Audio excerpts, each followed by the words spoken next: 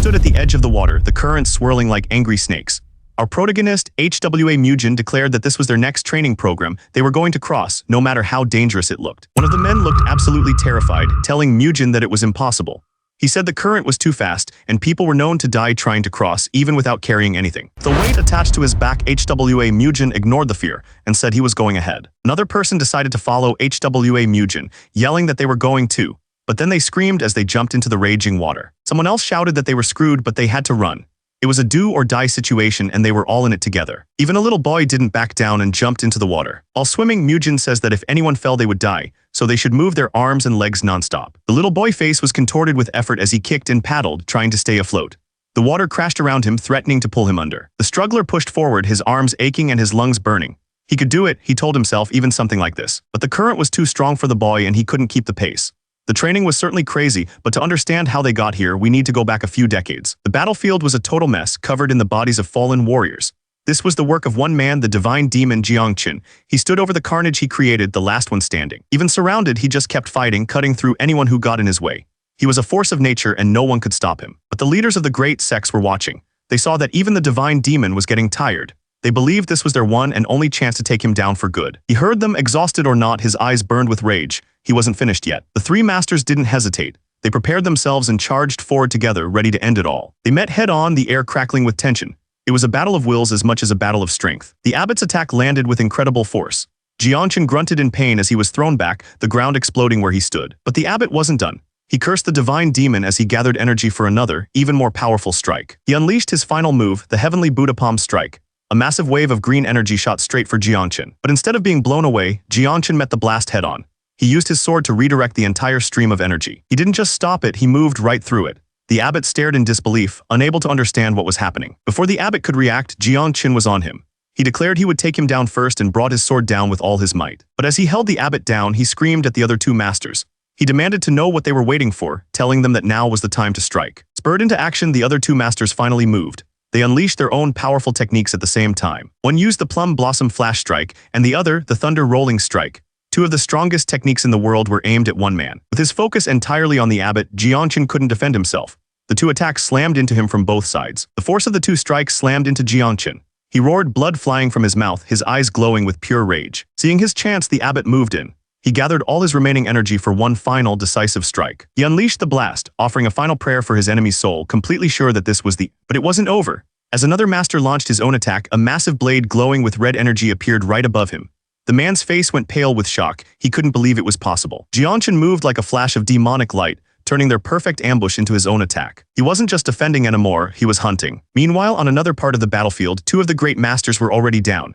The last one stood alone, facing a completely different enemy. And that fight was already over. The new warrior, a man with long, dark hair and a twisted grin, held the final master up like a trophy. He had taken them all down. The great masters looked on, their faces twisted in pure horror. They weren't fighting a man, they were fighting a monster. As Jiangqin dove down like a demon, the masters below scrambled. One of them screamed for everyone to fall back, but it was too late. The master tried to block, but Jiangqin's strike went right through his guard. This was the divine demon, Jiangqin. He was the man who single-handedly drenched the land in blood. To stop him, all the martial masters of the 9 great sects had gathered in one place. But even with all their power combined, it wasn't enough. They were facing a man whose strength was called the greatest under heaven. Their grand alliance was already on the brink of collapse. As their swords clashed, one of the warriors laughed and mocked his opponent, asking the old man if he'd already prepared his grave site. The old master just smiled. He said a grave was ready all right, for Jiangqin. Then he unleashed a storm of pink energy from his sword. The technique was called Plum Blossom Rain. It was beautiful, but every petal was deadly. Jiangqin moved through the storm like a ghost. Dark, shadowy figures started to rise from the ground, trying to trap him inside the blizzard of blossoms. He was bleeding, his grip on his sword slick with blood, but he wasn't done yet. For just a moment, a memory flashed through his mind. A peaceful day under a tree with his wife and children, a life he could never have again. That thought turned his grief into pure fury. His eyes began to glow red in the darkness. He channeled all of that rage into his blade. This was his technique, the Black Dragon Execution. The dark energy hit the old master dead on. He let out a final, agonizing scream. But the fight wasn't over. Another warrior appeared out of nowhere, unleashing a blindingly fast sword attack. The technique was called the Infinite Emperor Sword Art. It created a cage of pure energy, trapping Jiangqin inside. The attack tore through him and he cursed the warrior from the Namgun clan. It hurt, but he refused to fall. In that moment of pain, he saw his children again. This was for them. He looked up at the Namgun warrior and just smirked, telling him the attack only tickled. His opponent was speechless. The red glow in his eyes intensified. He was done defending. He released a wave of dark, demonic energy straight at his enemy. The attack hit him head-on, and the warrior screamed as the energy tore him apart. The Namgung warrior coughed up blood as the demonic energy slammed into him, knocking him off his feet. But before Jianshin could even catch his breath, another warrior appeared. He screamed Jianshin's name, calling him a filthy demon. Without wasting a second, the man charged, his sword crackling with bright blue lightning. It was some kind of lightning technique, and it was massive. The energy rushed towards Jianshin from all sides, leaving him no room to escape. The warrior's eyes were filled with rage. He was putting everything he had into this one strike. The lightning sword plunged straight through Jianshin's chest. The warrior screamed at him to just die already. He was sure of it. He grinned, declaring that Jianshin's stubborn life was finally over. But he was wrong. Jianshin looked up, his eyes burning with red light. He wasn't even close to being done. As he stood there impaled, a memory came back to him. It was a happy moment with a woman and 2 children, releasing lanterns into the night. The memory faded and he was back in the fight. He grabbed the blade sticking through his chest, much to the warrior's shock. It was time to finish this. With a surge of power, he started pulling the sword right through his own body. He didn't care about the pain. He just used the blade to pull his enemy closer, getting right in his face. The warrior couldn't believe it. The man he'd stabbed through the heart was now in complete control. Before the warrior could even react, Jianshin struck. A single powerful chop to the neck. The warrior collapsed. Jianshin let go of the sword, finally free. He stood alone in the swirling darkness. Another enemy was gone. Finally collapsed, his body giving out. He hit the ground with a thud and everything started to go dark. The dark energy of the fight slowly faded into the sky. But even as his life slipped away, his eyes were still full of defiance. He had fought against hundreds, maybe thousands, and he was the only one left standing. His brutal hand finally loosened its grip on his sword. The long, brutal fight of the divine demon was finally over. But that wasn't the end. His story was starting over in a much different place. In a small courtyard, a man was yelling at a young boy, furious that he would dare to act up. He felt like he was reaching for something, but there was nothing there. That's when his life started flashing before his eyes. It began with a memory from when he was just a kid, already getting into fights. Even then, people could see he was a good fighter. He remembered his master's face from back then. This was the moment his life in the world of martial arts truly started. It all started with brawls just to survive. He wandered without a home with only a single sword to rely on. His entire life became a blur of one fight after another. It was just endless, meaningless fighting. He started to wonder if a life like that could ever have any real purpose. He was always the last one standing, completely alone. But then a woman's voice seemed to answer his thoughts. She told him she understood that feeling perfectly. She told him her life was a battle too. She had to argue with people at the market every day, treating everyone like an enemy just to survive. Then she'd go home and deal with her younger siblings complaining about food. But she said that in the quiet moments, they were the most precious thing in the world.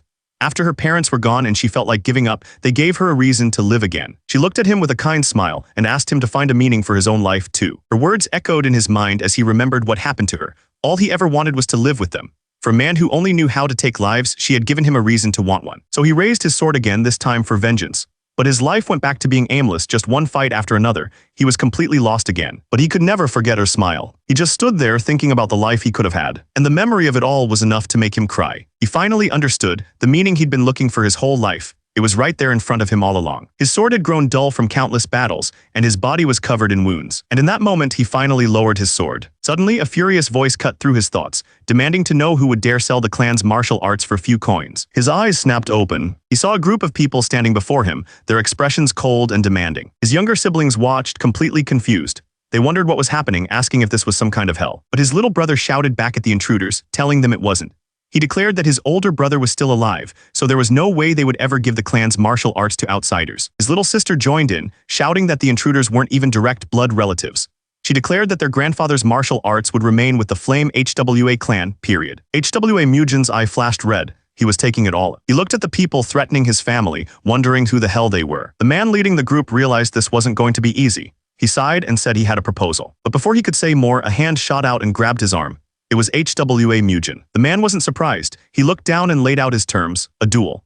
HWA Mujin would have to wager his clan's entire martial arts legacy. He then asked HWA Mujin what his answer was, completely confident he had him trapped. His siblings panicked. The little brother shouted that HWA Mujin couldn't even begin his training because of his madness. He accused the man of setting an obvious trap. HWA Mujin had heard enough. All the panic shouting was just annoying noise to him. He looked down at his siblings and asked a question that made no sense.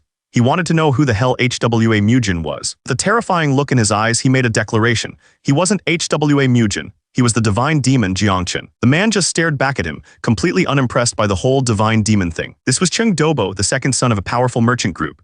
He laughed, saying the claim wasn't even funny and that HWA Mujin might as well call himself the king of the underworld. His younger siblings couldn't even look up. They were completely embarrassed by his outburst. Cheng Dobo looked down on them all, convinced that HWA Mujin's madness was just getting worse by the day. That's when a woman named Bu Choyan, the master of the merchant group, stepped in. She said that with the eldest son in such a state, the fate of the Flame HWA clan was already sealed. She claimed she was only saying this out of kindness because of their family ties. Without saying a word, HWA Mujin pressed down on Chengdobo's hand.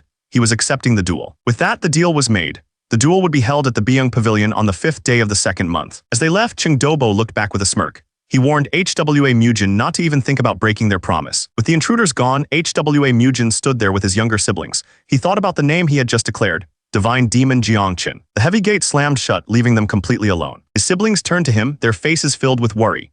His sister asked what he was going to do, reminding him that he'd never even swung a sword properly before. HWA Mujin just turned and looked down at them. He wasn't worried. He figured that even at a beginner's level, all he needed was one burst of inner energy to win. So he tried to gather that energy and suddenly froze. His siblings watched him, completely confused by the awkward silence. His mind was screaming. He couldn't find a single drop of inner energy. This new body had nothing at all. It wasn't just the lack of energy. This new body was completely frail. He couldn't believe how weak it was, wondering if it could even hold a sword. His little sister saw him and started shouting, begging him to stop. To her, this just looked like another one of his crazy episodes. She pleaded with him to come back to his senses. She told him that even if he was lost in madness, he was still her brother. Her worry turned to anger. She couldn't understand what kind of fool would just quietly accept a challenge like that. She kept shouting that she wouldn't allow it, while her brother just stood there looking completely worried. Then, the little brother's voice cut through everything. He screamed that it was all HWA Mujin's fault their mother and father were gone. Jiangqin just stood there listening. He was finally learning the real story behind this family's pain. The weight of his own words was too much for the little boy, and he turned and ran away crying. His sister just sighed, completely drained. The little sister just sighed, completely drained. Her brother stood silently, watching HWA Mujin with a cold, unforgiving look. Without another word, Jiangqin turned and walked away, leaving them behind. He couldn't believe it. Even the children were treating him like a crazy person. The whole situation was just absurd to him. As the sun began to set, he found himself standing in front of a tall stone monument, lost in thought. His mind drifted back to his final moments as the divine demon. He remembered cutting down the head of the Namgun clan. He could still feel the phantom pain of a blade piercing his own heart, stealing his breath. He remembered the reason for that final battle. He had done it all to get revenge for a woman named Yonhua and her siblings. Back then, his purpose had been so clear. He remembered the endless fighting.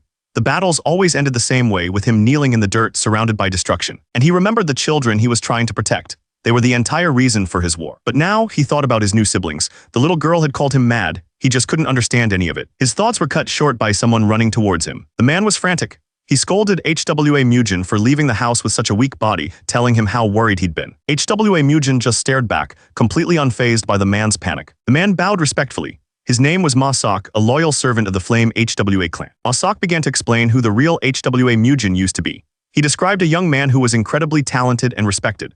So much so that countless sects wanted him as a student, and he became the clan's leader at just 23 years old. HWA Mujin wasn't buying it. If he was really so great, he demanded to know why his energy core was completely broken. And more importantly, why did everyone treat him like he was crazy? Ma-sok looked terrified, stammering as he tried to find the right words to explain. His story began 17 years in the past. It was about a duel between two children, a fight with a special rule, no inner energy allowed. One of the boys was a 6-year-old HWA Mujin. He confidently challenged his opponent, a boy named Dobo, to a fair fight. His opponent was Chengdobo, a 9-year-old who smirked and agreed to the terms. It would be a fair fight with no tricks. And with that, the duel began. The two boys charged at each other instantly. HWA Mujin was fast. He landed a solid punch right across Dobo's face. The force of the blow sent the older boy flying backward, completely stunned. But Dobo wasn't going down that easily. He recovered and the two of them went at it again, trading blows back and forth. Dobo was older and more experienced. He started blocking every single one of HWA Mujin's strikes. He knocked HWA Mujin to the ground and complimented his fighting style, calling him a genius. HWA Mujin just stared back, confused by the sudden praise. That's when Dobo's expression changed completely. He called HWA Mujin a fool as a bright blue energy started glowing in his fist. HWA Mujin's eyes went wide. He couldn't believe it. The energy blast hit him with incredible force, throwing him across the ground. He was barely able to get back on his feet. Blood dripped from his mouth. He looked up at Dobo and asked him why he'd used the 7 wounds fist strike. They were supposed to fight without any inner energy. Dobo stood over him, a smug look on his face. He mocked HWA Mujin, asking if he still considered him a friend after what he'd just done. He went on to explain that he'd used the 7 wounds fist strike. He said the after effects were brutal, even from a single hit. To prove his point, Dobo mentioned he'd recently tested it on a senior who was getting on his nerves. He bragged that just one punch was enough to leave the guy stuck in bed. Then, his fist started glowing with that same blue energy again. He lunged forward, throwing another energy-filled punch right at HWA Mujin. Suddenly, the scene changed. It was a memory. He finally understood why everyone thought the real HWA Mujin was insane. Turns out, it was all an aftereffect from being hit by that same 7 wounds fist strike in the past. He remembered now. The original HWA Mujin had been crippled by this attack, his energy core completely destroyed. And after all that, the attacker had shamelessly demanded a duel. He couldn't believe how messed up the whole situation was. His companion then explained that this had all been the decision of the former clan head. Masak confirmed that everything he'd said was true. He explained that Dobo wasn't just a cousin, he was the son of a powerful merchant group. Because of that influence, the clan head simply gave Dobo a light scolding and dropped the whole thing. Jianshin couldn't hide his disgust. He called the entire household pathetic. Then he asked a simple question: where were these parents now? Masak's expression turned grim. He couldn't even look him in the eye. He led Jianshin down a long, quiet hall. They stopped in front of a memorial altar. It was for HWA Mujin's mother. Masak continued the story. He said that as HWA Mujin's condition got worse, his father went deep into debt, desperately trying to find a cure. 3 years later, crushed by the burden of it all, his father was gone too. Jianshin listened quietly, taking in the whole tragic story. So that was the truth. It wasn't just his parents. The entire clan blamed HWA Mujin for their downfall. In their eyes, he was the son who became the reason for his parents' deaths. Masak explained that all that remained of the once proud clan were huge debts, a couple of loyal servants, and a handful of fighters. And then there were his younger siblings, his brother HWA Dojin and his sister HWA Soyan. He remembered their words, how they screamed that it was all his fault their mother and father were gone. One sickness had destroyed the entire household. It all made sense now. No wonder the girl was so furious. The night grew quiet as he stood there, processing everything he had just learned. He closed the book. The story of HWA Mujin's life was done. He remembered the feeling of his old body, covered in the wounds of 100 battles. But this new reality was different. He was now HWA Mujin, the eldest son of a fallen clan, trapped in a body with no power at all. He thought back on his life as the divine demon. Everyone he needed to deal with, he dealt with. He had left no unfinished business. He found some old drawings. They were from his new brother and sister, wishing for him to get well soon. Siblings, the idea was completely foreign to him. Their situation was tragic. He sighed. It seemed he had to live this life now. He decided he would help these kids even if it was just a little. His sister still held onto those drawings, a memory of a time before everything fell apart. And he knew exactly who was responsible for all this. The Qinghua merchant group. They were the ones who had crippled this body and ruined the Flame HWA clan. He had a duel coming up with Chengdo Bo. The date was set. To have any chance, he needed to rebuild this weak body at least to a beginner level. He smiled to himself. It looked like he had to start over from the very beginning. So he sat down and prepared to begin. The whole situation felt familiar. It reminded him of the very first time he ever learned martial arts. He closed his eyes and focused. Immediately, his inner energy began to stir. He quickly realized something incredible. This new body had an amazing natural talent for martial arts. Normally, a beginner would have to spend ages just learning to sense energy. But for him, that step wasn't even necessary. For the divine demon, just closing his eyes was enough. A massive wave of energy erupted from his body. The force was so strong it lit up the entire clan's estate. And just like that, 1 month passed. Far away, a man suddenly felt a strange shift in the... Something had just happened. On the floor lay a man in a red robe. He wasn't moving. One of the men stared down at the body, shouting with relief. The target was finally gone. The old man finished checking his pulse. He joked that HWA Mujin was fine, but then his face turned serious. In fact, his pulse was stronger than it had ever been. The old man couldn't understand why he was so healthy. HWA Mujin explained that something was wrong with his body. He had tried to form an energy core, but the pain was unbearable. HWA Mujin asked if his body had some kind of special constitution. The old man confirmed it, telling him he possessed the heavenly martial body. He explained that it was a rare, heroic constitution chosen by the heavens. It was something he'd only heard about from a Shaolin elder. Just as he said that, HWA Mujin suddenly coughed up blood. The old man panicked, explaining that this type of body causes so much pain that it could be fatal.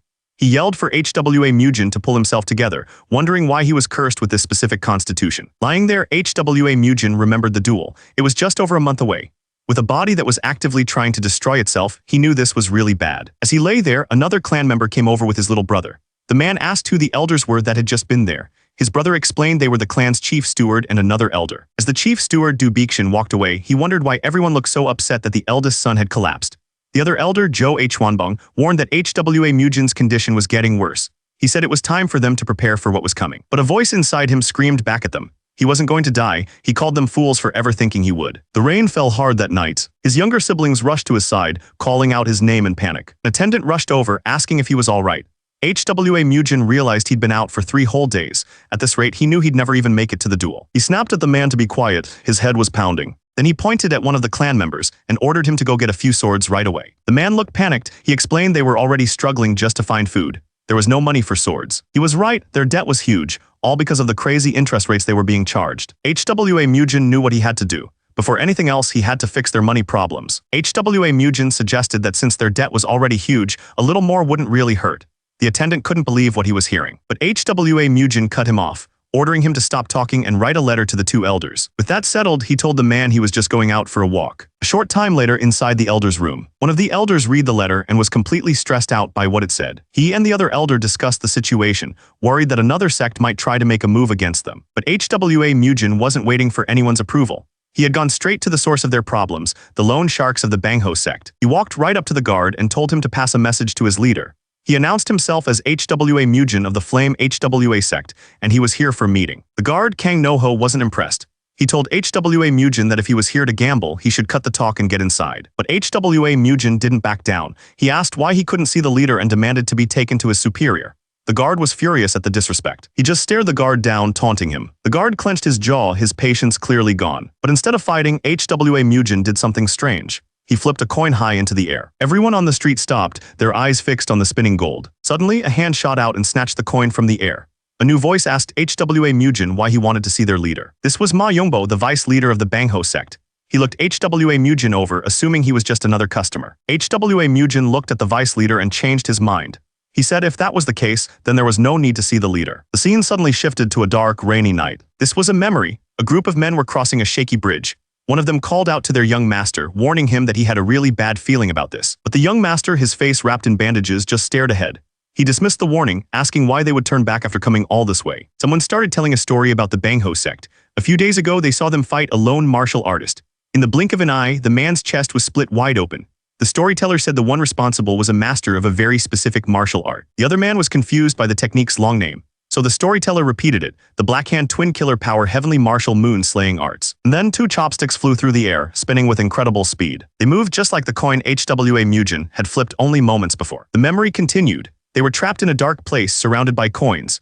A man looked down on them from above, mocking the young master for being slow to understand the situation. The young master's eyes narrowed. He was starting to see what was really going on. Suddenly, a group of armed men appeared, their swords drawn. The man gave the order to begin. With a sword pointed at him, the young master asked if this was a trap from the very beginning. The man just smirked, enjoying the moment. He held up a candle and insulted him, saying he had no shame for not paying his debt. Then he brought up the young master's parents, accusing them of being leeches too. One of his men fell to the ground, begging them to spare the young master's life. But the young master only focused on one thing, the insult to his parents. He looked up, his voice cold. He told the man he didn't have any parents. For a moment, the face of the divine demon seemed to appear right behind him. The man grunted, his eyes wide with shock. He never saw it coming. He hit the ground hard and screamed in rage, accusing them of playing tricks. HWA Mujin just told him he had soft bones for a man his size. Knew that with this weak body he couldn't rely on pure power. He had to use technique. The man with the scar watched, completely unfazed. He simply pointed forward. He gave the order to finish him. Another man in a red cloak charged, his blade swinging down. But HWA Mujin was faster. He moved like a blur, deflecting every single strike. The attacker grew angry, calling him a rat as he dodged every move with ease. He knew he couldn't match the man's power. His only chance was to stay mobile. The man in red landed a clean shot right across his face. The force sent HWA Mujin flying backwards, blood spraying from his mouth. But the attacker didn't give him a second to recover. He lunged forward again. That's when HWA Mujin did something impossible. He twisted his body mid-air and kicked out, catching the man completely off guard. He used their own momentum against them, sweeping through the group and taking them all off their feet. He moved in a blur, landing a crushing blow on the next man. The force of his attack sent them both flying, their swords clattering to the ground. In just a few seconds, they were on the ground, unable to move. The guard stared, his face a mix of shock and disbelief. As HWA Mujin walked away, the man shouted, demanding to know where he learned martial arts like that. HWA Mujin just told him he was fine. He held up two chopsticks, still glowing with energy. He claimed he learned everything he knew on the streets. But then a new figure appeared, his body surrounded by a dark, powerful energy. It was the vice leader of the Bangho sect, Ma Yongbo. He challenged HWA Mujin to try and dodge his next attack. The vice leader's aura exploded outwards, filling the area with immense pressure. He drew his sword, and the blade glowed with the same intense purple light. His grip tightened on the hilt. This was a real opponent. The vice leader looked down at the fallen guards and ordered them to get lost. He said he would take care of HWA Mujin himself. The vice leader told him he wasn't worthy of meeting their leader. He made it clear that HWA Mujin wasn't allowed to meet anyone else. Without another word, they both lunged at each other. Weapons crashed together in a burst of purple and blue light. He casually noted that his chopsticks were a pretty good substitute for a real sword. The fight was a blur of motion and clashing energy. HWA Mujin realized the rumors were true. The vice leader was using a martial art he'd never seen before. The vice leader tightened his grip. He was starting to take this seriously. In the middle of the clash, HWA Mujin found a gap. He didn't just block the sword, he stabbed the vice leader's hand with his chopsticks. The vice leader was stunned.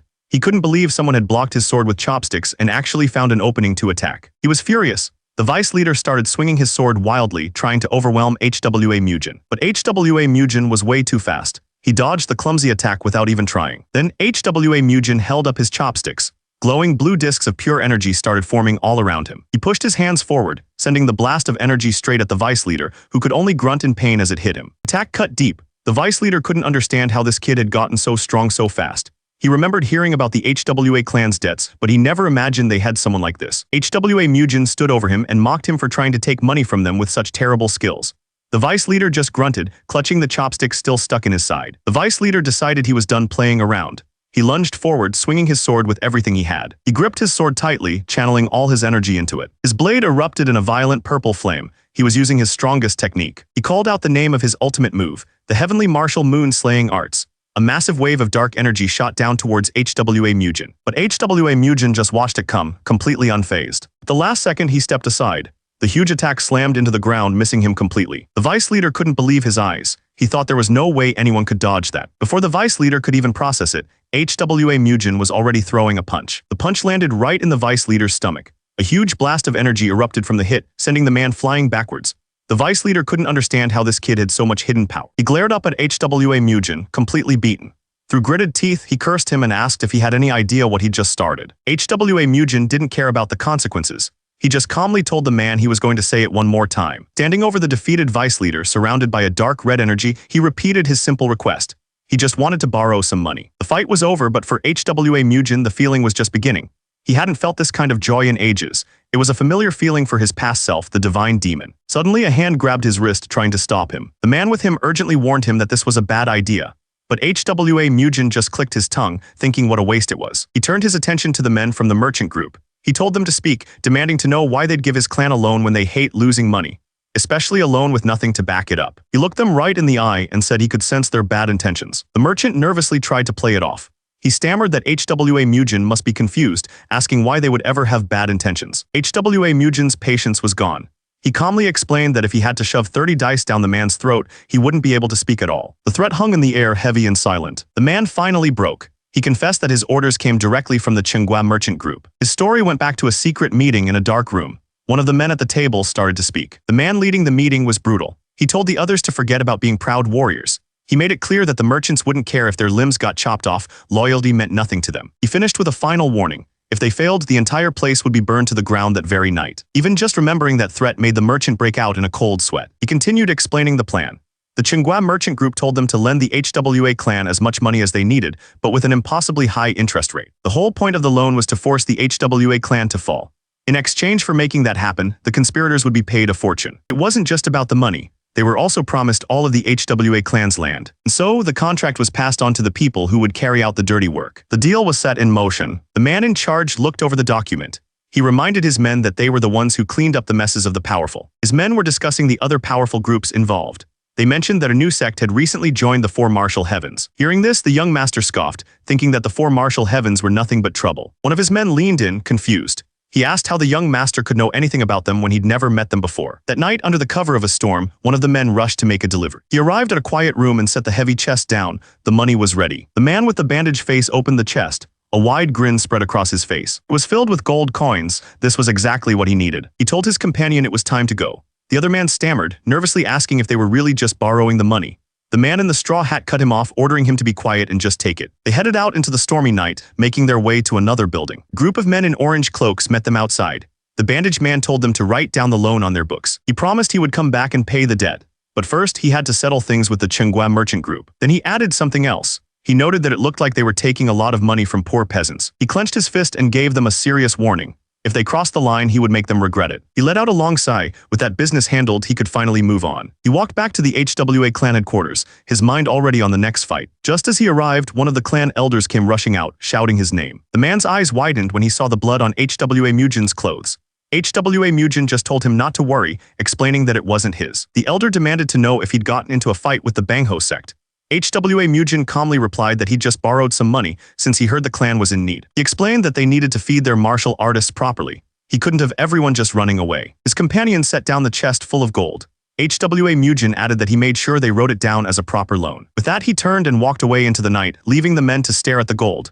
he just wished them good luck. The clan members just watched as he walked away, leaving them with the chest of gold. The elders didn't look happy. They clearly didn't approve of how he handled things. Later in a quiet room, a single candle sat unlit. A match was struck and the wick caught flame. HWA Mujin landed silently inside, the room now lit by lanterns. His face was still wrapped in bandages, a reminder of the body he was stuck in. He found his younger siblings and told them not to worry. He explained that the money problems were handled and that he would take care of everyone. But then he told them he'd promised to fight someone named Cheng Dobo in a few days. The fight was for one of their clan's secret scrolls. He thought about the upcoming duel. He wasn't just planning to win, he was going to break the guy's neck. The next few days passed quietly. The night before the fight was calm and silent. And then the sun rose on the day of the duel. But instead of preparing for a fight, something strange was happening in the courtyard. Men were carrying in huge, heavy wooden beams. They dropped the heavy wood onto the stone tiles. One of the men wondered what on earth HWA Mujin had ordered. They stretched their backs, getting ready for whatever was coming next. Just then, HWA Mujin stepped out into the courtyard. He looked at the materials and asked if everything had arrived. The wooden beams had their weights carved right into them. 50 jin, 80 jin, and even one that was 110. Everything he ordered was there. One of the men asked why he bought all this stuff, mentioning that even the warriors had a hard time carrying it. But HWA Mujin wasn't looking at the beams. He was staring at a huge sword. He reached for it, asking what else a person would do with a sword. He said he was going to swing it, and decided to start with an easy 50 jin. But when he tried to lift it, he couldn't even get it off the ground. The weight was too much and he stumbled forward. He collapsed onto the floor. He couldn't believe how weak this body was. But he wasn't done yet. Tried again, putting every bit of his strength into it, but the sword barely moved. He could hardly pick it up even with both hands. He looked at the man Masak and told him to stop staring and do as he was ordered. As he struggled with the massive sword, he added that he wanted lots of meat in his meals from now on. Masak just watched him, clearly confused by his young master's sudden change. He gripped the sword tight. He only had 2 weeks before the duel. He realized his old demonic arts were useless in this new body. It was the polar opposite of what he was used to. His only choice was to learn a totally different style, one that belonged to his master's friend, the peerless Nine Swords. So without wasting a single moment, he began to practice. He poured all of his focus into the new movements. He knew this was his only way out. It was the only way he'd survive the duel. As he practiced, HWA Mujin was genuinely amazed. This sword style was unlike anything he'd ever imagined. Far away, a man named Cheng Dobo was playing an instrument when he received a surprising report. He asked for confirmation, wondering if it was true that HWA Mujin had beaten up the Bangho lackeys. Subordinate confirmed it. According to the letter he received, the men were beaten so badly they wouldn't be able to move for nearly 2 weeks. Hearing this, a wicked grin spread across Cheng Dobo's face. This wasn't bad news to him at all, it was interesting. Meanwhile, HWA Mujin's training continued, each swing getting faster and sharper. Cheng Dobo looked forward to their fight. He was eager to see the hidden side of HWA Mujin for himself.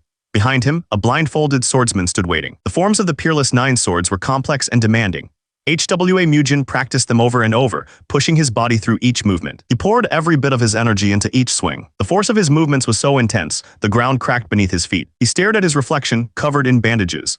He told himself that if this body was a gift from the heavens, it had to be able to handle this much pain. But his training wasn't just physical. He had prepared dozens of scrolls, likely containing knowledge he needed to master. He saw that Masak had brought everything he'd asked for, including a chest full of powerful herbs to help his body recover. He took a deep breath, exhausted but focused. The warm-up was over. The real training was about to begin. He planted his foot firmly on the ground, preparing for the first move. This was the solitary Nine Swords. He moved into the first form, the declaration form. He put every ounce of his being into the swing, moving with a speed his body shouldn't have been able to handle. His movements were fluid, creating a whirlwind of energy around him. He was pushing himself far beyond his normal limits, his focus unbreakable. Each slash cut through the air with incredible force. But his body couldn't keep up. He felt something inside him start to break. He was furious. He couldn't believe he was already reaching his limits from just this much training.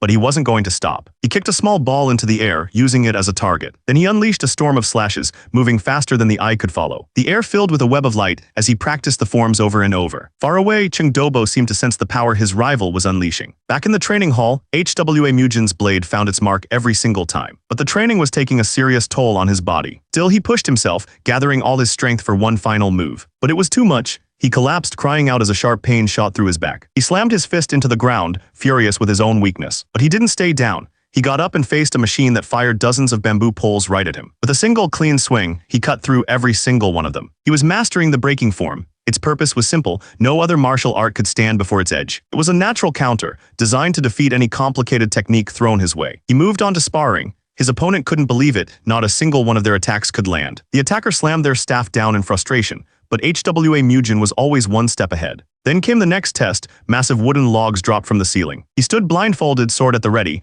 This was the sky-cleaving form. In a flash, his blade moved, cutting through the falling logs. He spun in a whirlwind of steel, slicing every single one before they could hit the ground. The pieces fell harmlessly around him. The test was a success. But then a stray piece of wood smacked him right on the head. He let out a groan of pain. He gritted his teeth, absolutely enraged by the whole situation. But he didn't stop. He just moved on to the next challenge, a room filled with candles. This was the army slaughtering form. The goal was to put out the flames with the wind from his sword without touching a single candle. He moved on to the next form, 1/part still water. He unleashed a series of strikes against the training dummy, each one faster than the last. The training was brutal, pushing his weak body to its absolute limit. Then came the 8th form, the heaven sundering form. It was a move so powerful it was said to be able to split the sky itself. He brought the blade down with all his might. With that final strike, he understood. He had mastered the forms, but in doing so, he felt he had lost the reason to even hold a sword. He closed his eyes and a memory from long ago surfaced. It was a memory of a different time, a different life. His master had asked if he'd memorized the sword style. The young boy replied that he had, but he questioned if such an unworthy style could even be called a true sword art. The young boy was completely unimpressed. He complained that the explanations for the sword style were cringy, saying it sounded like something a kid made up to sound cool. His master didn't deny it. He explained that this sword style was the legacy of a close friend, and since he couldn't carry it on himself, he wanted the boy to take it up instead. He told the boy that this friend was the only swordsman who could ever stand toe-to-toe with him. The young student was stunned, asking how that was possible for someone with no inner power. The master guessed he probably used a technique called moving internal skill.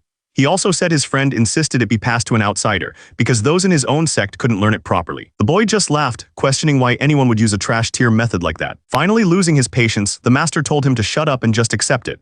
The boy sighed and reluctantly agreed. He then explained what his friend had told him. 1,000 swings would change his body. At 100,000 he'd start to give off a sword aura, and after 1,000,000 swings almost no one in the world could match him. The boy then asked if this friend was truly as strong as his master. The master admitted he couldn't say for sure.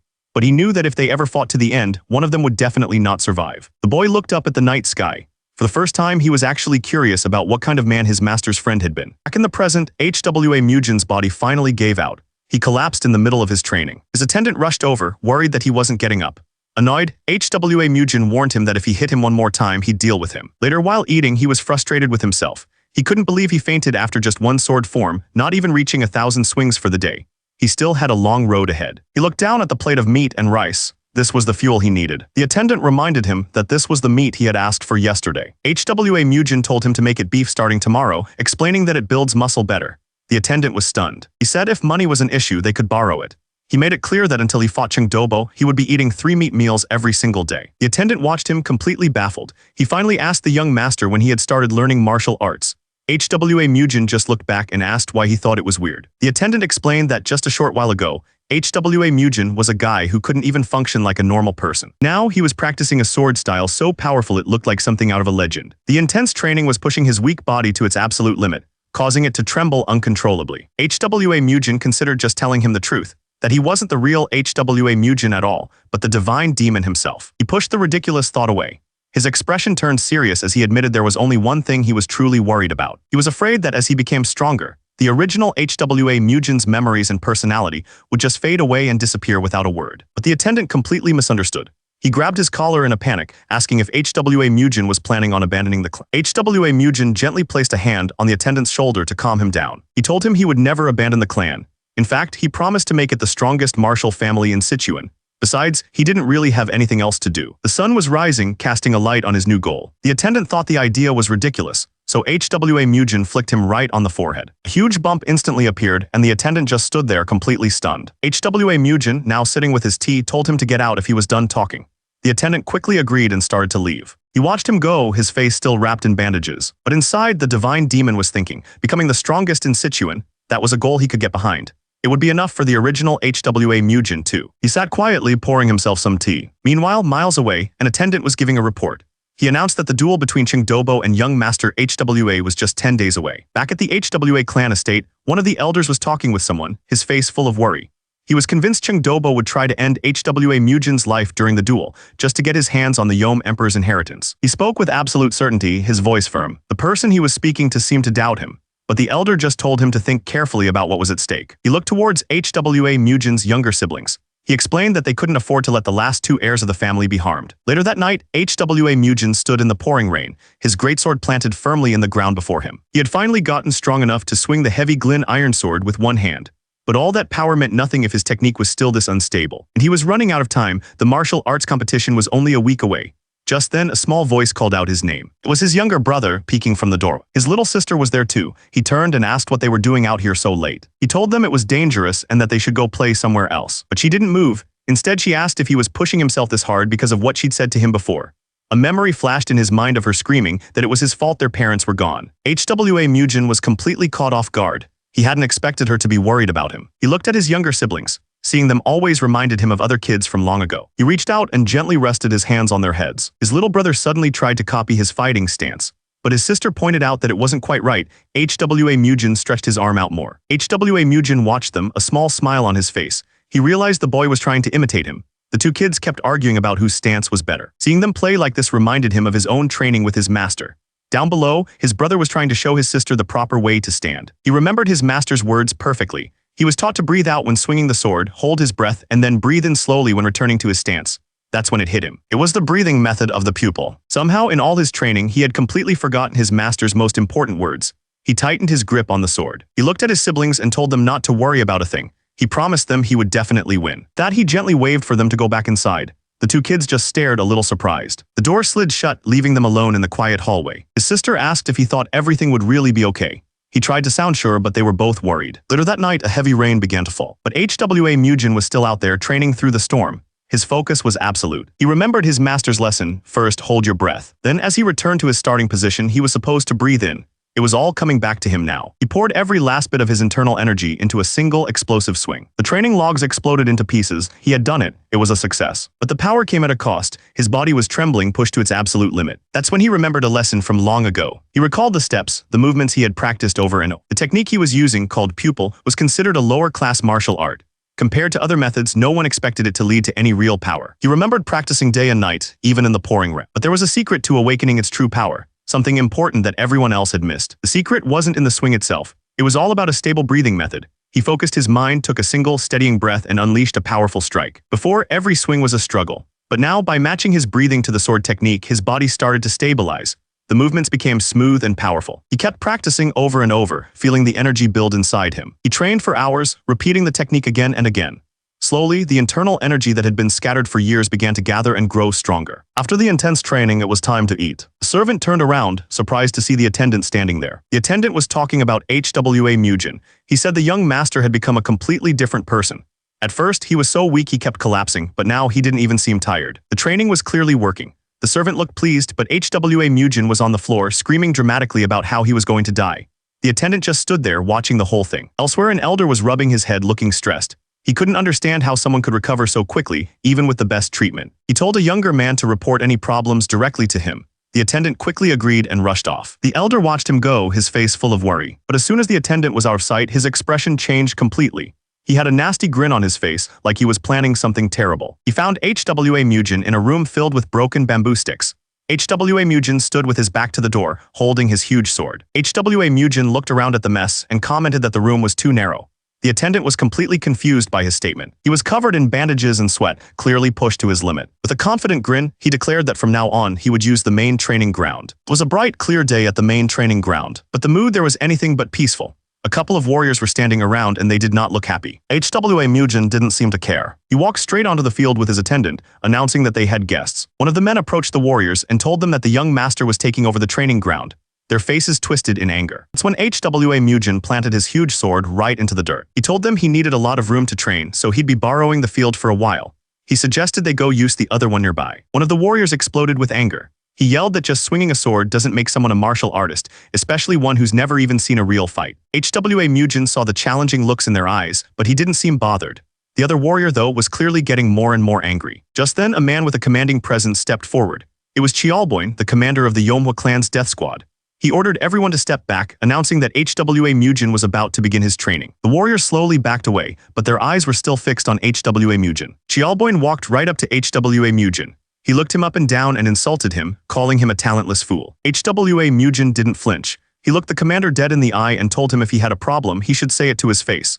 He added that only cowards hide what they're thinking. The air in the training ground grew heavy. HWA Mujin stood his ground, his hand on his sword, ready for whatever came next. The commander stared back, his expression unreadable. HWA Mujin raised his sword. He declared that there was only one way to settle this, they had to fight it out. The commander finally spoke, his voice calm but firm. He told HWA Mujin that no matter how messed up things were, a warrior never draws their sword against the person who will one day lead the clan. He then insulted him, saying that dogs that bite don't bark, and that HWA Mujin's challenge was just the sound of a dog full of fear. HWA Mujin didn't say a word, he just took a step forward. His hand tightened on his sword as a powerful blue energy began to swirl around him. He drew the massive blade in a single fluid motion, telling the commander that regret wouldn't do him any good now. Then he added that he wasn't the type to have regrets anyway. His hand tightened on the hilt, and the blade began to glow with a powerful blue energy. The commander barely had time to react.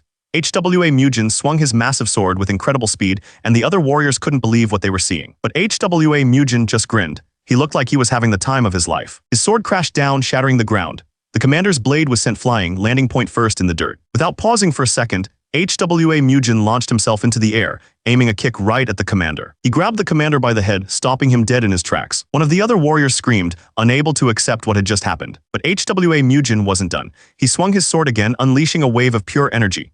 The commander could only watch, completely stunned by the young master's power. The commander screamed at HWA Mujin to stop dodging and face him with his sword.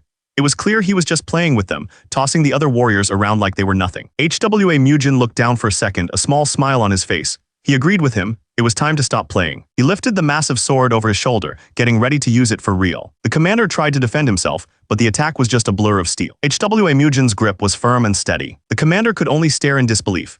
HWA Mujin scoffed, mocking him for daring to preach about martial arts. The commander gritted his teeth, absolutely furious. He charged forward, screaming at HWA Mujin to know his place. But HWA Mujin didn't even try to block with his sword.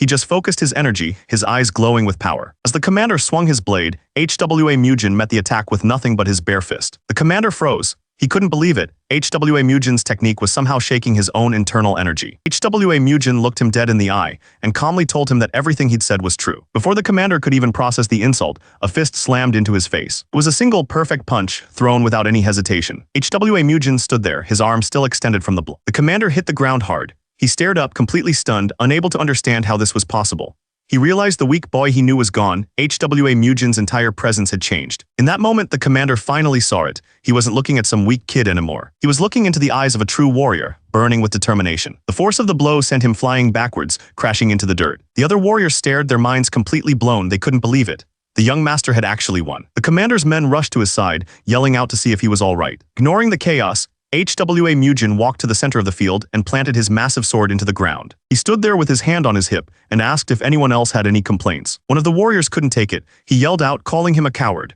HWA Mujin just turned his head slightly and calmly asked him to explain why. The warrior exploded. He screamed that HWA Mujin had used a cowardly trick, attacking the commander when he was defenseless. But before he could finish, HWA Mujin moved. A flash of his blade and the warrior was on the ground, clutching his bleeding leg. He immediately conceded defeat. The training ground fell completely silent. HWA Mujin stood there, his body covered in bandages from his intense training. The warrior bowed deeply, admitting he had learned his lesson. HWA Mujin simply told him to step down, and the man pledged his loyalty. With a wave of his hand, he dismissed everyone. The warriors left without another word, leaving HWA Mujin and his attendant alone on the field. The attendant looked worried, but HWA Mujin's expression was unreadable. He was already thinking about what came next. Later that day, things had quieted down at the clan's main building. But inside, the warriors were still talking about what happened on the training field. One of them was absolutely furious. An older warrior grabbed him, but not to calm him down. He admitted that he wasn't holding back to be nice. He was planning on seriously hurting the young master himself. The others were stunned by his honesty. As they walked away, they just couldn't make sense of it. The senior warrior walked on ahead, lost in his own thoughts. He was replaying the fight in his mind, the way the young master moved, the strange power he used. Another member of the clan brought up the biggest question on everyone's mind. When could HWA Mujin have possibly learned to fight like that? But in the end, he decided it didn't really matter. He figured that since the young master had changed, it was probably a good thing for everyone. Night had fallen over the Manhwa clan's main hall. Inside, one of the clan's leaders stood alone, looking out into the darkness. He turned to Elder Joe and asked him how many years they had both been part of the clan. The question brought back a powerful memory of their old master, Lord Yonj. He was a man who single-handedly brought the mighty Tang clan to its knees. They had all sworn their lives to him. Elder Joe listened, his face heavy with the weight of that promise. The leader insisted that what they were planning wasn't a betrayal. He said it was the only way to carry on their master's legacy and bloodline. Elder Joe quietly agreed. He thought about the last 17 years, all that time spent dealing with young Master Hwa's strange behavior while watching their clan slowly fall apart. The leader let out a breath, saying that even if they met Lord Yonj in the afterlife, they would have nothing to be ashamed of. The leader asked if preparations were complete. Elder Joe explained there wasn't much to prepare. All they had left was a little money, a handful of warriors, and 4 clan tokens. His expression was firm. He knew exactly what had to be done. The leader stared out into the hall and finally told Elder Joe to go ahead. He explained that someone needed to be there to handle the body and protect the bloodline. Elder Joe added a critical detail. A master hired by the Qing HWA Merchant Guild would be there to witness tomorrow's duel. Leader was furious, saying the guild was acting like theft was something to be proud of. He realized they were trying to make everything official. He called the Qing HWA Merchant Guild a bunch of snakes. He knew they wouldn't stop until the entire Yomhwa clan was wiped out, down to the last root. The leader gave his final order: go to the agreed spot and wait. The future of the clan rested on the 2 children who were sleeping soundly, unaware of the danger. The next morning, HWA Mujin was having a quiet meal. He commented that the meat seemed tougher than usual. His attendant chewed with all his might, clearly struggling with the food. HWA Mujin asked if he was sulking. The attendant insisted he wasn't, but then asked why he told him to run, which only got him punched. HWA Mujin simply waved his hand, dismissing the complaint. He completely changed the subject. Standing up in his formal robes, he asked his attendant how he looked. The young man just stared back, looking completely unamused. HWA Mujin's playful look was gone. He stared at his companion, waiting for a serious answer. With his preparations done, he slid his sword into place. It was time to go. As HWA Mujin and his attendant were leaving, an elder from the clan stepped out to stop them. The look in his eyes was incredibly serious. HWA Mujin told them to wait there. He promised he'd be back after he was done beating the thieves from the Merchant Guild. But the elder refused to let him go alone, insisting that he was coming with him. HWA Mujin just stared at him, not saying a word. He thought to himself that the old man was worrying for nothing. After all, he was the one who was going to crush them. The sun rose on the day of the duel. The main gate swung open. HWA Mujin stood there, ready for what was to come. The announcement went out across the city. A martial duel was set between the Qinghua Merchant Company and the Yomhwa family. A huge crowd gathered in the courtyard where the fight would happen. People were already talking about the odds and placing their bets. The bookies were busy, checking their ledgers to set the odds for the fight. One man stepped up and put 2 silver coins on the Yomhwa family's young master. The people around him just laughed. Betting on the Yomhwa family was clearly seen as a foolish move. That's when HWA Mujin arrived. He just stood there, casually eating a piece of candy. The moment he saw him, the man who had just bet on the Yomhwa family tried to cancel his wager. But HWA Mujin and the elder didn't seem to care at all. They just stood there, enjoying their candy together. Just then, a woman carrying a red umbrella arrived. She greeted them like an old friend. She closed her umbrella with a snap, her expression completely serious. She joined the men from the Qinghua Merchant Company. They were whispering among themselves, shocked that the Yomhwa family had been the ones to demand the duel. HWA Mujin just kept chewing his candy, completely unfazed by all the talk. The man who would be fighting him, Cheng Dubo, just smirked. He accepted the challenge, ready for a fight. As the woman and Cheng Dubo walked away, HWA Mujin and the elder watched them go. The crowd was confused, with people admitting they had no idea what was really happening. The woman's eyes suddenly glowed with a strange blue light. She was clearly more than just a simple witness. A torch was thrown into a brazier and flames erupted. The duel was about to begin. The dueling stage was set. HWA Mujin looked down at the arena from the platform above, clenching his fist. An announcer's voice boomed across the grounds, declaring that the witness for the duel was Han Ik Gang of the Gongdong clan. The man himself looked on with a serious expression, ready to ensure the fight was fair. HWA Mujin watched all of this without a single change in his expression. The 2 fighters walked to the center of the stage, finally facing each other. His opponent, Cheng Dubo, smiled with his arms spread wide. He casually mentioned that he saw HWA Mujin had received the items they sent over. He pointed out the outfit HWA Mujin was wearing, identifying it as the Yomhwa family's special battle uniform. HWA Mujin's hand tightened around the handle of his sword. Cheng Dubo finished his threat, saying that once the duel was over, HWA Mujin would have to return everything else his family owned. In response, HWA Mujin just drew his massive greatsword, ready to fight. The crowd just stared, completely stunned. No one expected him to actually draw that massive sword. The 2 fighters stood on opposite ends of the stage. The whole arena was silent, waiting for the duel to start. Meanwhile, one of the elders, Masaka, pulled HWA Mujin's attendant aside. He asked him if the young master had said anything strange before the duel. Masaka reminded the attendant that HWA Mujin had also told him to run away. The young man got defensive, insisting he was only joking and that he truly believed his master would win. The elder wasn't convinced at all. He wondered how someone could change so suddenly, and even started to think that maybe his master's madness was contagious. Back on the stage, the announcer raised his mallet. He shouted out, asking if both sides were ready to begin. HWA Mujin stood perfectly still, his eyes closed. He was completely calm, just waiting for the signal. His opponent, however, just smirked. Cheng Dubo looked at HWA Mujin like he was a joke, completely sure of his own victory. The announcer gave the signal. A loud clang echoed through the arena and the duel began. Cheng Dubo didn't waste a second. He lunged forward, bringing his sword down with incredible force. But HWA Mujin met his strike head-on. Cheng Dubo's eyes widened in surprise. He clearly wasn't expecting that much power. Sparks flew as their blades ground against each other. It wasn't just a simple block, it was a contest of pure strength. Everyone watching was speechless. The speed of the attack was one thing, but HWA Mujin's response was even more shocking. They couldn't understand it. They'd all heard he was a madman who knew nothing about martial arts. So where was all this power coming from? Chengdu Bo gritted his teeth, his confidence turning to frustration. This wasn't going how he planned at all. Realizing he couldn't win the power struggle, he jumped back to create some distance. He didn't just back off. Chengdu Bo came right back at him, and their swords met again in a flurry of strikes. They were moving so fast it was just a blur of steel and sparks. A blade just barely grazed HWA Mujin's cheek, drawing a bit of blood. But the exchange ended with a huge burst of energy that shook the entire arena. For a second, they just stood there locked in a stare. The fight wasn't just about swords anymore. The crowd was loving it. They were all laughing and drinking, treating this life or death duel like a festival. Back in the ring, the fight was as fierce as ever. But someone in the crowd, watching from under a red umbrella, was starting to get suspicious.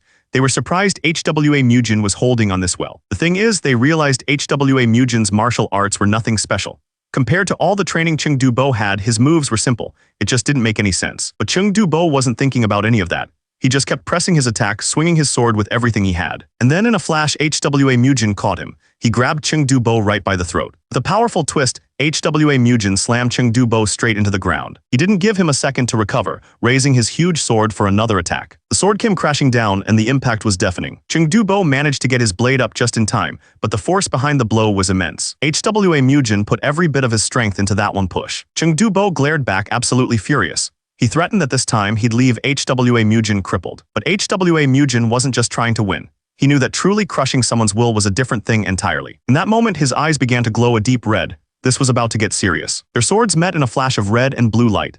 The force of the impact was huge, shaking the entire area. HWA Mujin felt the pressure building. He was barely holding on against the other guy's strength. From the stands, one of the spectators couldn't believe his eyes. He shouted that HWA Mujin wasn't even fighting at full strength yet. The older man just listened, as his companion tried to make sense of what he was seeing. Chengdu Bo was the one getting pushed back now, the stone wall behind him starting to crack.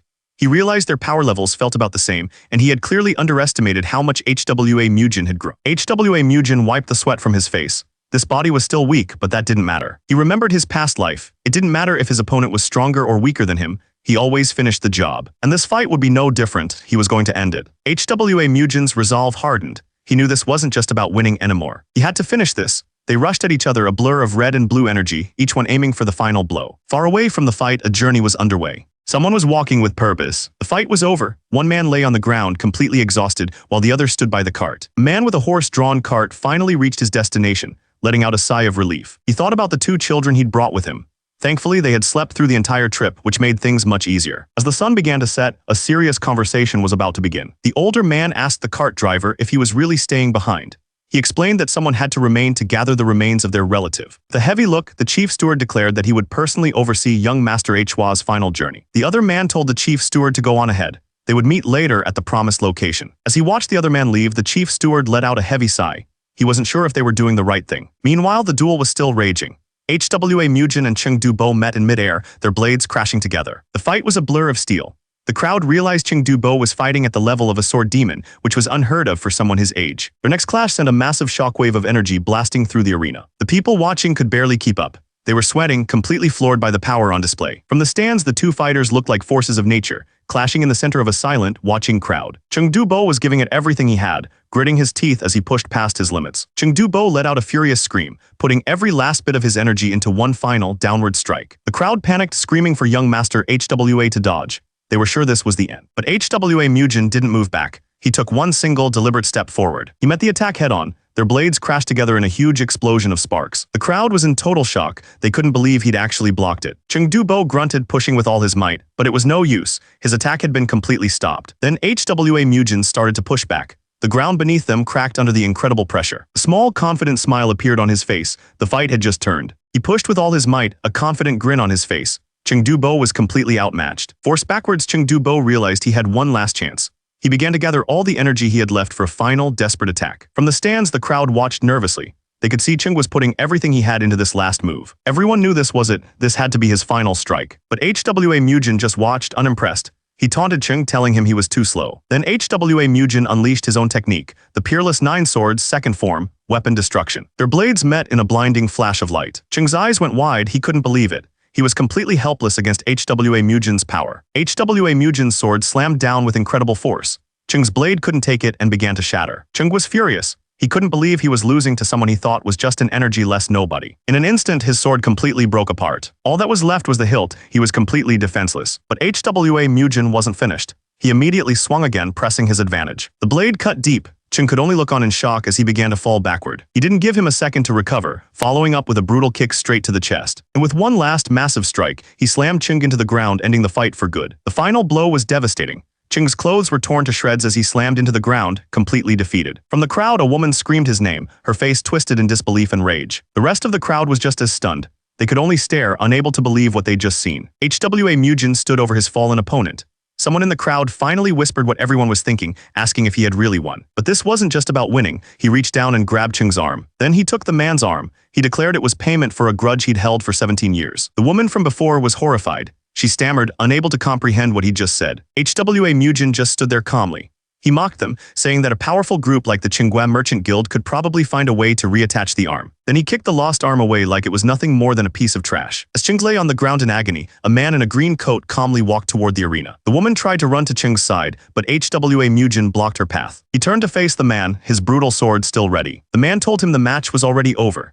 HWA Mujin shot back that if they were going to talk now, he had plenty to say too. He brought up the past, asking if it was really necessary for them to use a deadly technique on a 5-year-old who knew no martial arts. His eyes glowed with pure rage. He declared that from now on, they would all pay the price for provoking the HWA clan. It was a warning. He told them to prepare themselves well for what was coming. With his warning delivered, HWA Mujin turned and leaped away, leaving them all behind.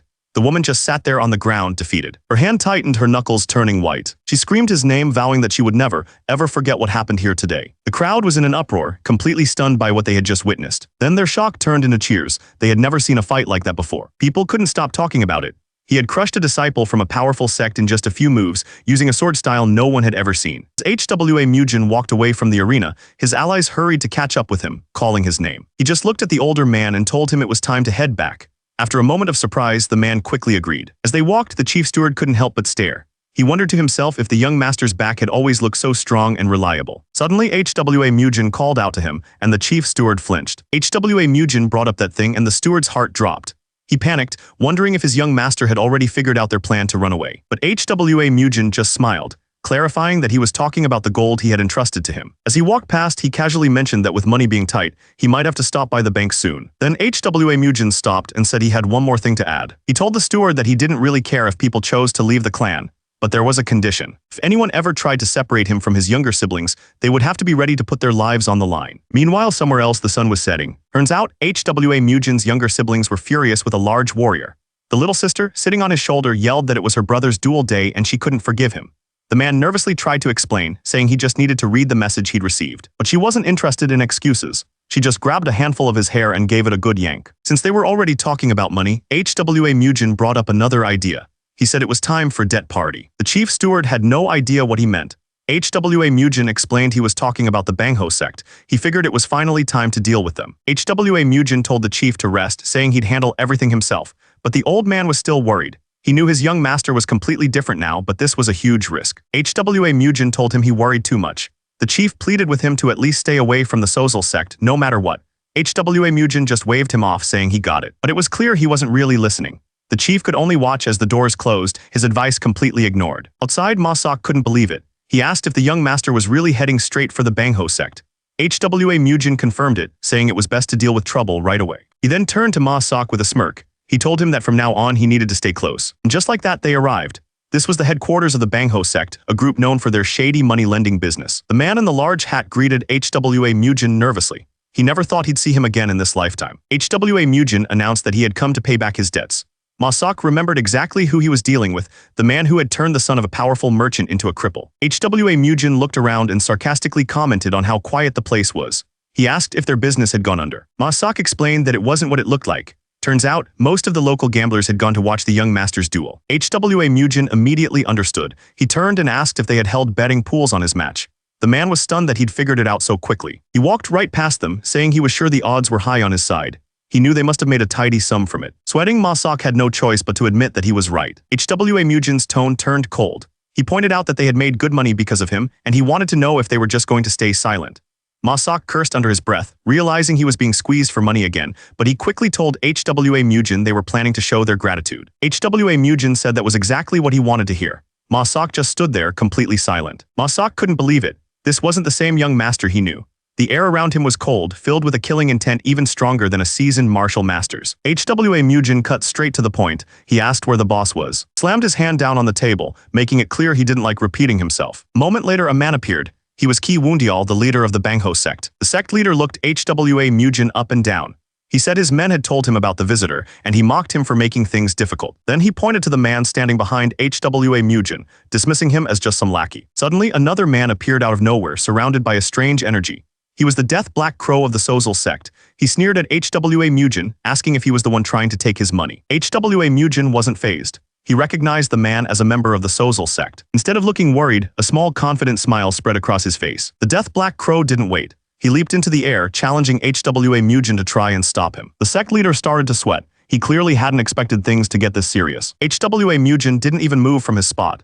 He just raised his hand, and a blade of red energy formed instantly. With a flick of his wrist, he sent the energy blade flying straight at his opponent. It was too fast. The blade went right through the Death Black Crow's head before he could even react. His body dropped to the floor.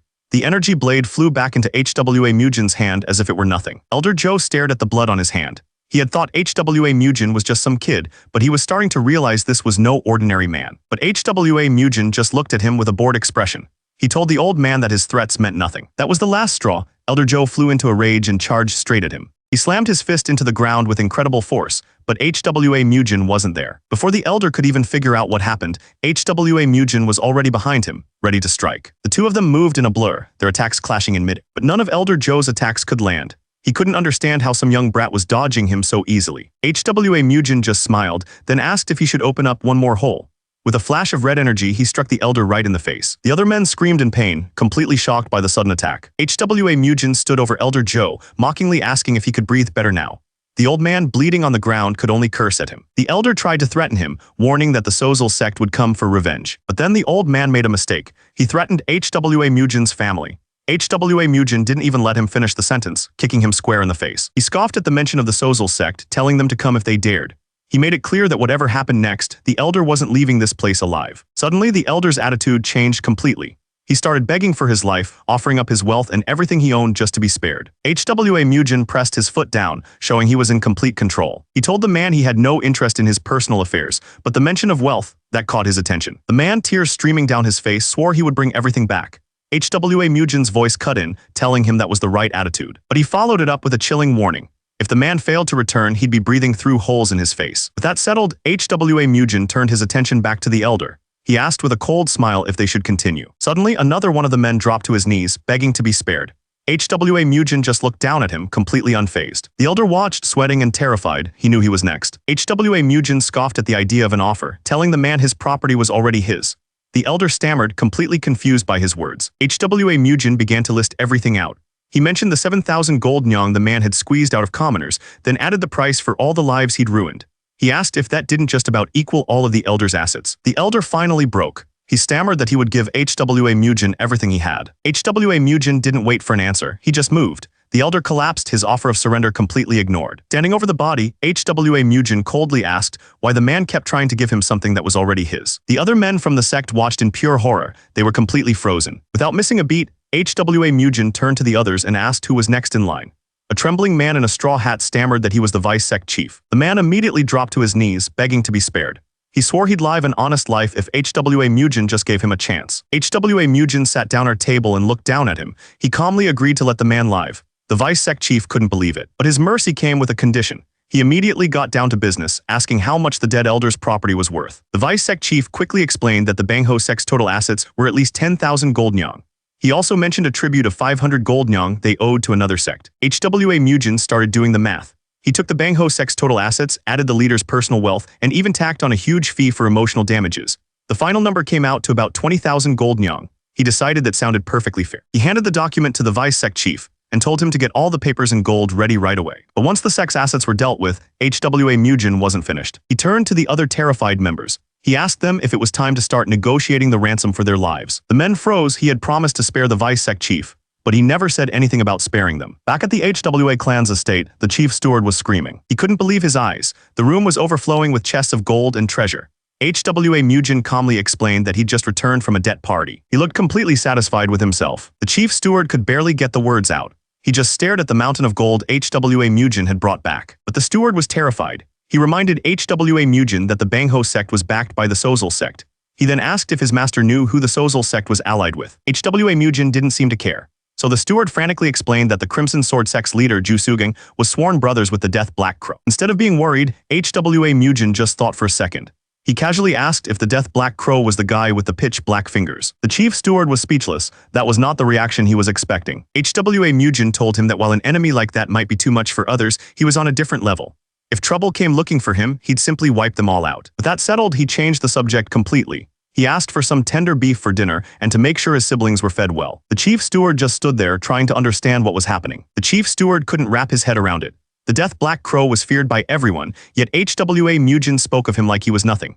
He started to wonder if this was really the same young master he'd always known. Meanwhile, somewhere else, a meeting was taking place under the cover of darkness. Inside, a subordinate stood before a woman who was looking over a large map. She gave a cold, simple order. She didn't care who else got taken out in the process. But she made one thing crystal clear. There was one person who absolutely had to survive. Her target was HWA Mujin. Fire erupted from her hand as she crushed one of the pieces on the map. She swore she would tear apart everything he held dear, right before his very eyes. The story of the Yoma clan is a long one, painted with both glory and ruin. There was a time when the clan was at its peak. Their training grounds were filled with warriors who had come from all over, drawn by the incredible skill of a man named Yomj. His character and skill were so great that even the powerful Tang clan of Sichuan spoke of him with respect. Under his leadership, the clan was strong and united. They were so powerful that other masters wouldn't dare challenge them. Whenever they walked the streets, the people would cheer. But everything changed after Yomj passed away. During the ceremony for the next clan head, the world quickly saw how useless the new leader was. With weak leadership, the Yomhwa clan began to fall apart. Even the most loyal members started to turn their backs and leave, one by one. The image of Yomj, the man who once commanded the world, was slowly fading into nothing more than a memory. To his allies, Yomj was a kind hero. To his enemies, he was an unbeatable master. He was truly a legend. The chief steward watched him go, completely stunned. For a second, he saw the image of the great Yomj overlapping with the young master's back. Suddenly, chaos erupted. Assassins from the Qinghua Merchant Guild had ambushed them, and men were dropping left and right. One of the clan's warriors screamed in terror. He explained that Elder Zhou was fighting back, but there were just too many assassins. The young lord and lady were in danger. The clan members scattered, trying to fight back or find safety. The fight moved into the bamboo forest, turning into a desperate, brutal struggle. One of the assassins grabbed the young lady, holding a blade to her throat. He told the others to think carefully before they did anything. He laughed, warning them that if they tried anything stupid, he'd get rid of all the kids. One of the guards could only scream in fury, calling them bastards. Just as things looked their worst, a single powerful slash cut through the chaos. One of the assassins froze in shock, caught completely off guard. Golden light flashed and his men were thrown aside. The leader of the assassins watched, unfazed, and quietly warned the newcomer to back off. They realized another enemy had shown up. The assassins didn't hesitate, shouting orders to take him down immediately. But the newcomer was HWA Mujin. He moved like lightning, weaving between them. One of the assassins couldn't believe it. He complained that their only real opponent was supposed to be some old man right before he was struck down. In the blink of an eye, even their leader was taken down. One of the clan's elders could only scream, watching the carnage unfold. One of the assassins lunged forward, his blade glowing as he swung at Elder Zhou. The sword cut deep across his chest, but HWA Mujin was already moving, a blur of motion cutting through the chaos. The assassins didn't let up, landing another brutal strike on the old man. With a blade pressed against his throat, Elder Zhou could only curse them. The assassin screamed that it was time to die and plunged his blade forward. The sword went straight through him. With the elder down, one of the attackers turned his attention to the children. He coldly wondered which one he should get rid of and which one he should take with him. The little boy stepped in front of his sister, trying to shield her. He glared at the attacker, not backing down. The assassin swung his sword down to finish it. But the boy just screamed that if anyone was going to die, it would be the attacker. And then an incredible scream erupted from him, so loud it seemed to shake the sound was so powerful it stopped the assassin in his tracks. Neither of them could believe what just happened. Suddenly, someone dropped from the sky, landing right in the middle of the fight. The assassins looked up in shock. They immediately recognized him. It was the mad demon HWA Mujin. The lead assassin didn't hesitate. He gave the order to his men, if HWA Mujin gets in the way, they are to take him out. But HWA Mujin was already moving. One of the assassins yelled that he had a death wish for interfering. HWA Mujin's expression was pure ice. He wasn't there to talk. The assassin's sword shattered the moment it met HWA Mujin's blade. He just stood there, completely stunned by the raw power of the block. Before he could even process what happened, a thin red line appeared across his mask. The other assassins watched in horror as HWA Mujin moved like a blur. They had no idea what they were up against. Realizing they couldn't fight him one-on-one, the leader screamed for everyone to attack him at the same time. They all charged in, but HWA Mujin didn't even flinch. He just readied his sword. That's when he unleashed the fifth form. A storm of red slashes erupted from his sword, wiping out everyone around him. The last few assassins could only look on in shock before they collapsed. The fight was over in an instant. Just when it looked like it was over, one last assassin charged forward. He brought his sword down with everything he had, aiming to finish HWA Mujin on the ground. But HWA Mujin wasn't worried. He just stared back up at the blade with a calm, almost bored expression. In a flash of red light, he twisted his body and his sword met the attacker. The force of the blow sent the assassin flying back. In his last moments, he realized he wasn't fighting a person, he was fighting a monster. There was nothing he could do, he just stared in shock as the blade came for him. With the last one down, HWA Mujin stood in the silence, surrounded by bodies.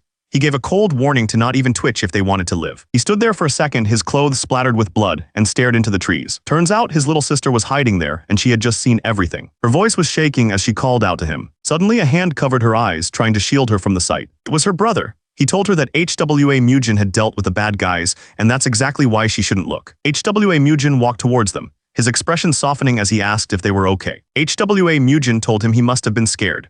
But the little boy puffed out his chest and insisted he wasn't because he was from a martial family. HWA Mujin just gently placed a hand on his head. He gave his little brother a warm, reassuring smile. Then he turned to the chief steward, who was already carrying away one of the bodies.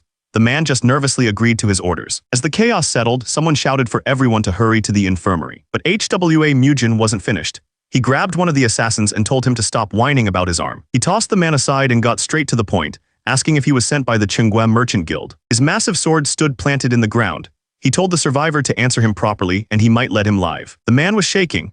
HWA Mujin warned him not to make him repeat himself, threatening to wipe them all out starting with him. A powerful energy flared around HWA Mujin. The terrified assassin finally broke, confessing that a woman had hired them through a group called the Sarim Bang. The man nervously asked if he was really going to be spared. HWA Mujin told him that if he didn't want to die, he had to run back and deliver a message. Ordered the man to go back and tell that woman how HWA Mujin of the Yomhua clan had slaughtered her people, and to let her know he was coming for them next. Back at the clan compound, people in the courtyard started whispering nervously. They saw a trail of blood on the ground and had no idea who was approaching. Then they saw him. It was HWA Mujin walking right through the middle of them, leaving brutal footprints with every single step. Everyone who saw him, drenched from head to toe, fell silent. No one dared to laugh or look down on him anymore. The whispers started to spread. Word got around that he had just left the second son of the Qinghua Merchant Guild half paralyzed. People started remembering the old stories, how even Shaolin wanted him as a kid. They weren't calling him the mad young master anymore. Now, he was the hidden dragon of the Zicheng. HWA Mujin didn't seem to notice any of it. He just walked straight to a door and pushed it open. He stepped inside without a second thought. The attendant rushed over, frantically asking if he was hurt.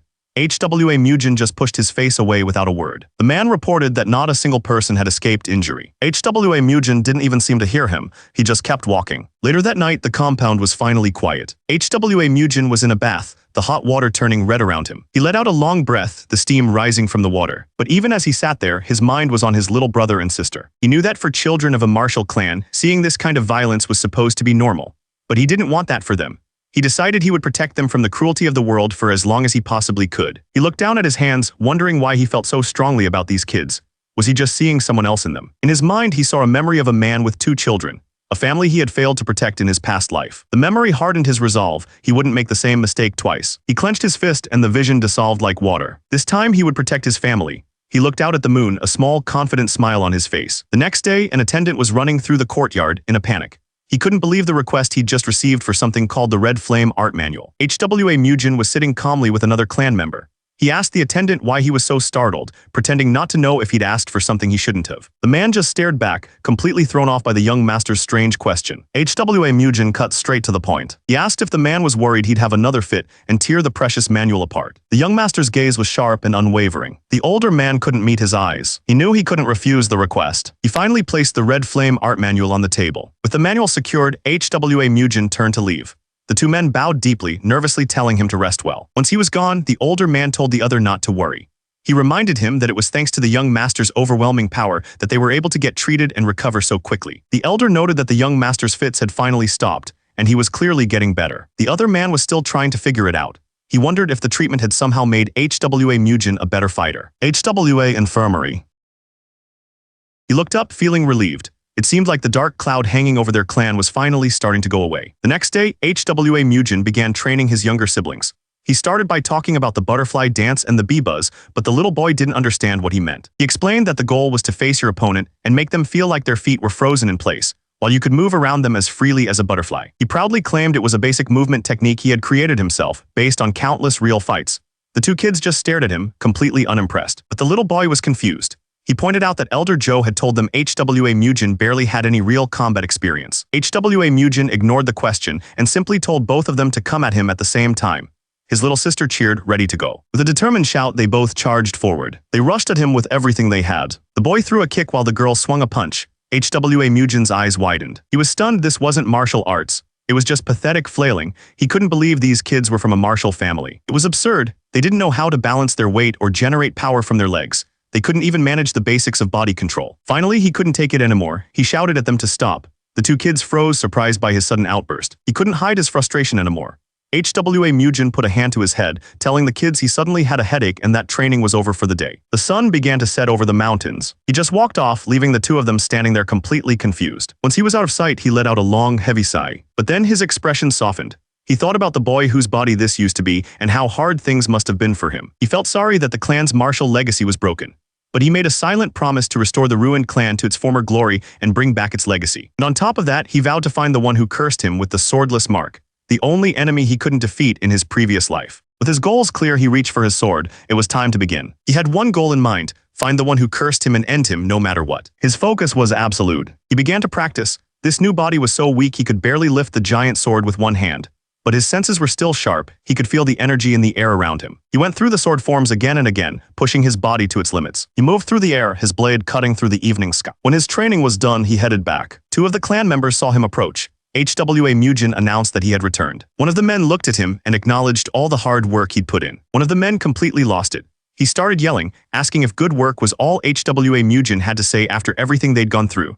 He demanded to know who told him to pull a stunt like that in the first place. HWA Mujin didn't even flinch. He just calmly pointed out that if he had arrived a moment later, they all would have come back in coffins. The other men just looked down, ashamed. They knew he was right. Just then, another person arrived, an old man with a staff. He called out to HWA Mujin, questioning him. He reminded HWA Mujin that he was the only one supposed to be treating the young master. The clan member's jaw dropped. He recognized the old man. It was the famous Taoist Du Youngsu. The Taoist glared at HWA Mujin, telling him he was a beggar and ordering him to get lost. The clan member quickly tried to intervene, bowing and apologizing to the Taoist. He explained that the young master wasn't fully recovered yet. HWA Mujin didn't care. He just told them to move and shoved right past them, sending the old Taoist stumbling back in surprise. A smirk spread across HWA Mujin's face. He wasn't intimidated at all. He turned back to the Taoist, his eyes glowing with a dangerous red light. He politely invited the man inside, saying he must be hungry after his long journey. One of the clan members explained that the Taoist was supposedly from the true lineage of the Wudang sect.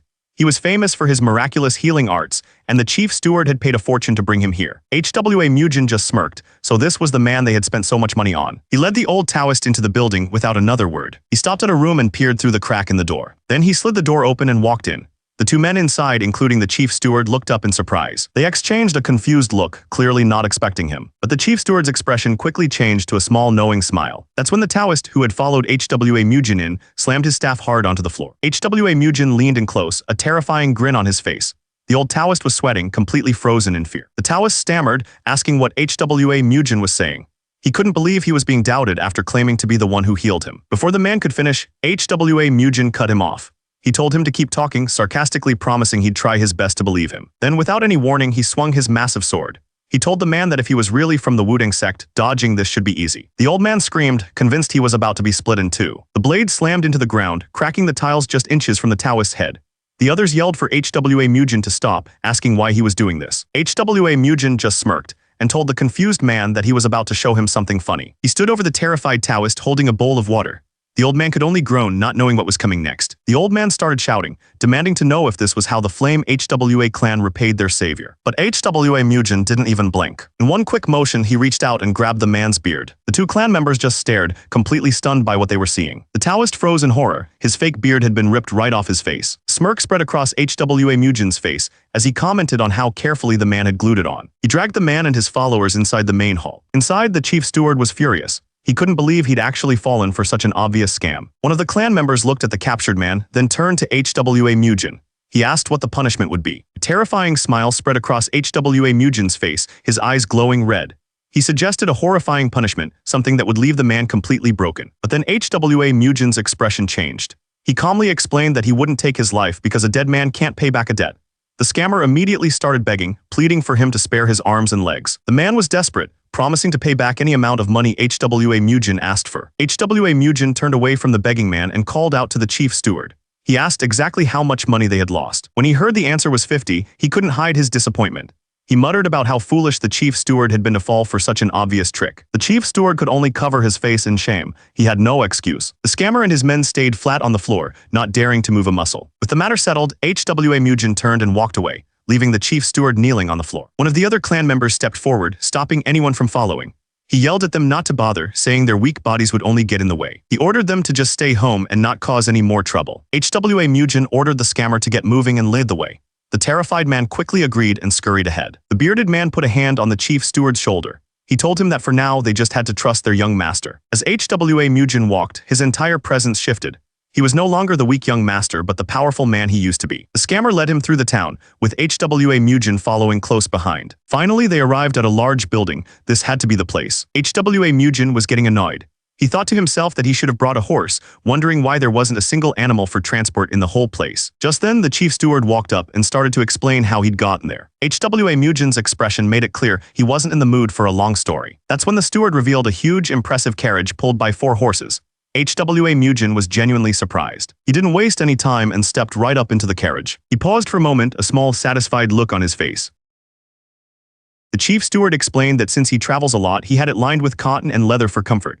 HWA Mujin just smirked, commenting that for a crook, the carriage was just as impressive. The chief steward bowed deeply, promising to do as he was told from now on. With things settled, HWA Mujin laid down to rest. He told the steward to wake him up when they got there. He closed his eyes, completely relaxed for the trip ahead. But the chief steward was wide awake. His face twisted with hate as he silently swore he'd make HWA Mujin pay. He glared out the window, his anger building with every mile. The carriage began its long journey, climbing a winding road into the misty mountains. They traveled for hours, moving deeper into the quiet, fog-covered landscape. The horses pulled on, taking them further and further away from everything they knew. Suddenly, the carriage screeched to a halt. The chief steward stepped out, wondering what was going on. Up ahead, a huge man was standing in the middle of the road, blocking their paths. The steward looked up at the imposing figure, his hand trembling slightly. The man glared down at him, his face twisted in anger. That's when the Taoist stepped out of the carriage. He demanded to know why anyone would dare get in the way of his important business. The large man moved in an instant, grabbing the Taoist by his clothes.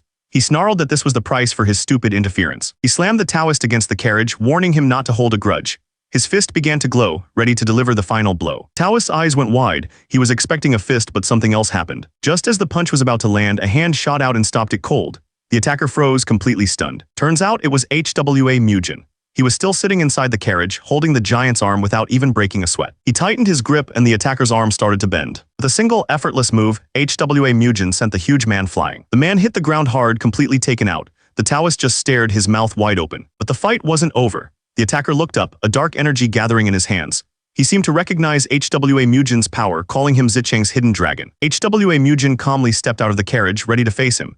The Taoist could only watch, completely lost. HWA Mujin calmly stepped out of the carriage. A powerful red energy flared to life around him. He looked at the attacker with a confident smirk, eager to see what he was really capable of. The attacker roared, calling for everyone to come out. Just like that, 3 more men stepped out from the trees. It was an ambush. They were all armed. One drew a sword, another grabbed a giant axe, and the last one held a heavy spiked club. Turns out this was a well-known group, Zhangshan's 4 demons. A dark red energy flared around all of them. HWA Mujin recognized their power instantly. It was demonic energy, but he didn't look worried at all. He calmly placed his hand on the hilt of his sword, ready to fight. The 4 demons hesitated, clearly shocked by the immense power coming from this one man. HWA Mujin just smiled. He was curious to see what they were really capable of. HWA Mujin didn't waste a second. He moved so fast the demon barely had time to react. He slammed his hand into the man's chest, sending him crashing to the ground. The other demons just stared, completely stunned. They couldn't believe what they were seeing. But HWA Mujin wasn't finished. He immediately launched himself at the next one. The other 2 realized he was picking them off one by one.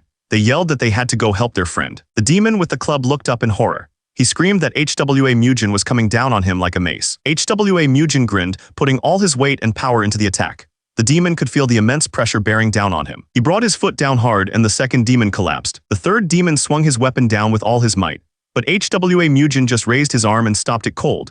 The attacker grunted, shocked by his strength. HWA Mujin looked down at him, completely unimpressed. He realized these guys weren't anything special after all. He followed up with a punch that landed with crushing force. With 2 of them down, the last 2 demons charged him at the same time. One of them threw a heavy punch, trying to take him down. But HWA Mujin was faster. He ducked under the blow and slammed his fist right into the man's chest. Last 2 were getting desperate, swinging their weapons wildly.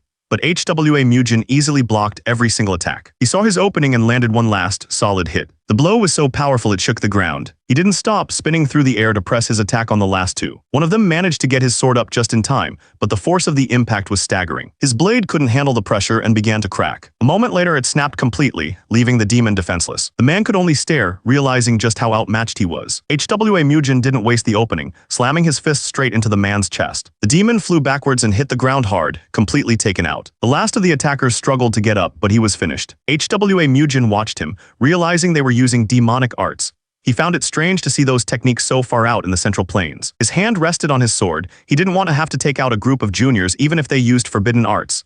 He wasn't sure what to do. But just as he was about to make a decision, one of the men suddenly shouted for him to wait. The leader of the group dropped to his knees, pressing his forehead to the dirt. He looked up, admitting they had lost. He begged HWA Mujin to spare them. Watching from the side, the chief steward was in complete shock. He couldn't believe that the infamous Zhongshan 4 demons had been defeated so easily. HWA Mujin stood over the kneeling man, his sword resting on his shoulder. The fight was over, and now he held their lives in his hands. HWA Mujin looked down at them with a cold smile. He was clearly enjoying their fear. The leader of the group glared back, not ready to give up completely. He shouted that they were only following the orders they were given. But HWA Mujin had no sympathy, telling the man to stop his whining. The leader was confused, asking what he meant. HWA Mujin's patience was gone. He demanded to know who their master was. He pressed harder, asking who taught them the demonic arts. The man stammered, explaining that their teacher had disappeared a year ago and they never even knew his name. That answer seemed to bother HWA Mujin. A fiery energy started to rise around him as he thought about it. HWA Mujin thought about their story. Something about a teacher just disappearing didn't sit right with him. The man on the ground frantically denied being a thief. He insisted they were just helping out with his brother's business. The Taoist just watched, completely stunned by everything that was happening. In an instant, all the men were on the ground, kneeling in a circle as a sign of surrender. But HWA Mujin wasn't done. He demanded they pay him for his lost energy and for the mental damage they caused. The Taoist couldn't believe what he was hearing. With the situation handled, the carriage continued on its way, leaving the defeated man alone on the road. He stood there for a long time, thinking about the young man who had so easily taken him down. He remembered something his master once told him. If you ever meet someone who is both strong and righteous. Turns out the man he'd beaten wasn't alone. He had 3 brothers, and together they were known as the Zhonghayan 4 demons. Just then, the carriage came to another sudden stop. Inside, HWA Mujin was already getting annoyed, wondering why they were stopping again. He got up, his patience wearing thin as he went to see what was going on. But when he stepped outside, he saw all 4 of the demons kneeling on the ground. They were calling him their boss. They begged him to accept them, pledging their loyalty to the Flame HWA clan and promising to serve him until they died. HWA Mujin just looked down at them with disgust. He asked if they'd gone crazy from getting beaten up so badly and who exactly they thought they were calling boss. The men looked up, completely stunned by his cold response. That's when they felt it. A powerful energy flared up around HWA Mujin and his eyes seemed to glow. The men were frozen, unable to believe what they were seeing. Sometime later, the carriage continued on its journey through the night. Suddenly, the horses cried out, and the whole thing lurched to a halt. The jolt woke HWA Mujin, who was already looking annoyed. Turns out he had company. The 4 demons were now crammed inside the carriage with him. He was asking one of the brothers a question. The man admitted he'd never heard of anything like it, but quickly decided to just drop the subject. The Taoist just sat quietly, listening to the whole thing. HWA Mujin laid out his problem. He couldn't wrap his head around how demonic arts users could become warriors for proper clan. To him, it just didn't make any sense. The eldest, a 21-year-old named Chialmuk, listened beside the 4th brother, 18-year-old No Sak. They were officially part of the Flame HWA clan. The other 2 brothers were introduced as well. Dong Jiok was the 2nd brother, 20 years old, and Jiang Ti was the 3rd at 19. HWA Mujin looked at them with a strange smile. He said their reckless charge reminded him of someone he used to know, a guy he was actually fond of. The 4 of them listened to his every word, completely focused. He demanded to know if they understood him. Finally, he just sighed and gave in. He told them to do as they pleased.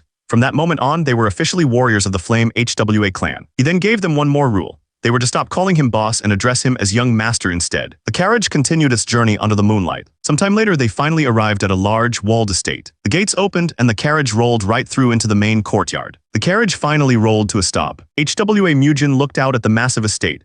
He dryly commented on how fancy it was, asking the Taoist if this was his home. The Taoist nervously confirmed it was his house and invited them inside. He quickly ordered someone to open the gate. An older servant rushed out, confused about who had arrived. The Taoist quickly shut him down, telling him not to ask questions and to prepare food in the annex building right away. The servant bowed and nervously led HWA Mujin and the 4 brothers into the main courtyard. The brothers looked around, clearly wondering what was going on. HWA Mujin looked down at the Taoist with pure contempt. He remarked that this was how the man had been living so well, using the money he cheated out of people. Sensing the sudden change in the air, one of the brothers stepped forward. He quietly asked the eldest what was wrong. Suddenly, a man named Bai Sajin appeared, demanding to know what was going on. The Taoist tried to send him away, insisting it was nothing. But Bai Sajin pushed past him, demanding to know who these people were. He looked straight at HWA Mujin and his men.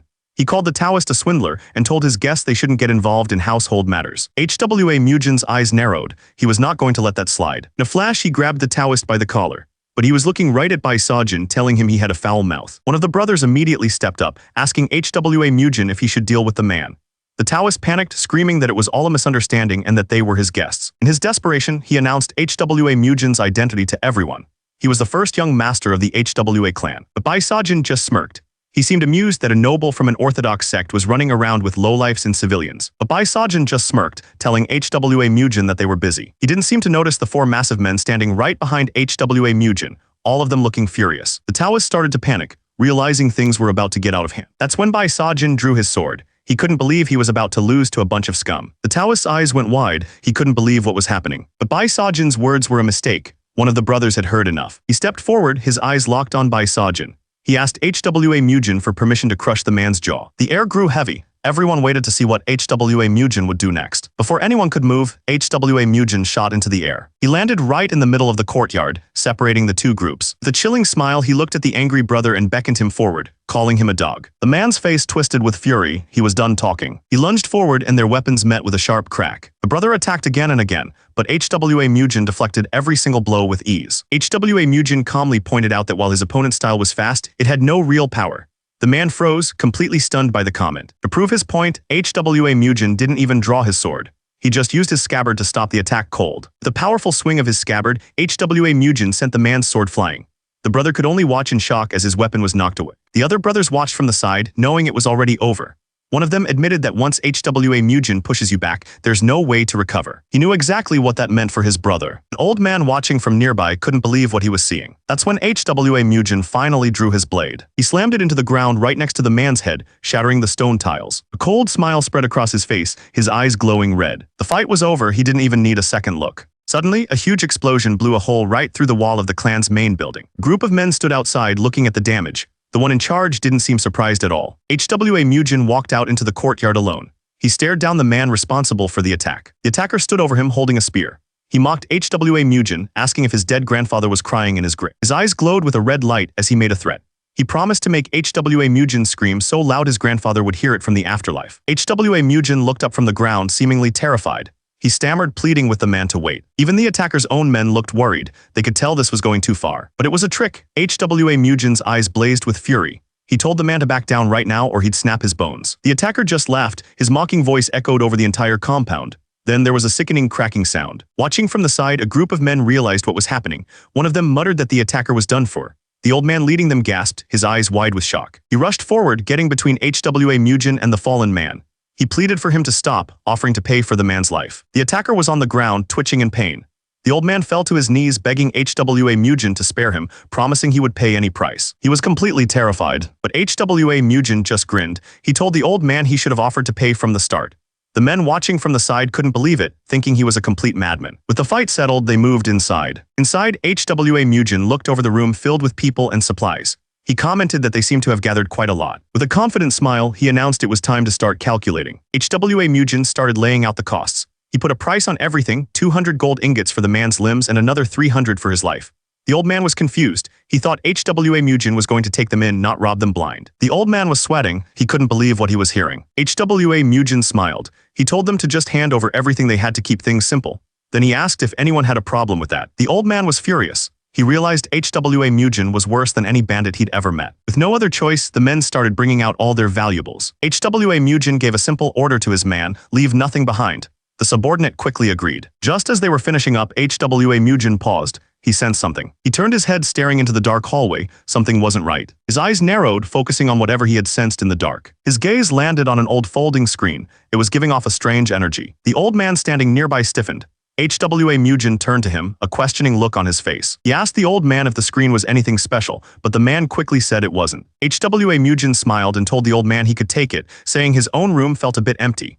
The old man was stunned but gratefully accepted the offer. Meanwhile, all the treasure they had collected was being loaded onto a large cart. Once everything was packed, HWA Mujin gave the signal to his men. With a huge grin, he yelled for everyone to move out. The heavy wheels of the cart began to turn. As they pulled away, the defeated men could only watch from the ground. The old man waved goodbye, grateful for the gift he'd been given. One of the men reached out as the cart disappeared. He couldn't believe what had just happened, cursing HWA Mujin and wondering if he was even human. Even the old man was terrified. He wondered what he'd done to deserve meeting such a complete lunatic. Sometime later, back at the HWA clan estate, things were quiet. One of the clan members was walking through the courtyard when he suddenly froze, his eyes wide with shock. He was staring at a huge chest overflowing with gold. And it wasn't just one. HWA Mujin's men were carrying box after box of treasure into the compound. The young man couldn't understand what had happened. The young clan member was horrified. He stammered, asking HWA Mujin if he had to take lives to get all that gold.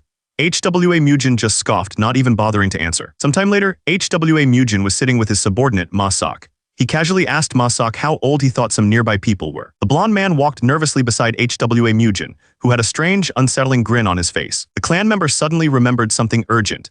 He told HWA Mujin that very important guests had arrived and were waiting for him in the reception hall. Seeing HWA Mujin's expression, the young man panicked. He begged him not to cause any trouble with these guests and to hurry. A moment later, HWA Mujin walked into the reception hall. His arrival was announced to everyone inside. The guests, two older men, turned to look. They seemed surprised to see him. One of HWA Mujin's men began the introductions.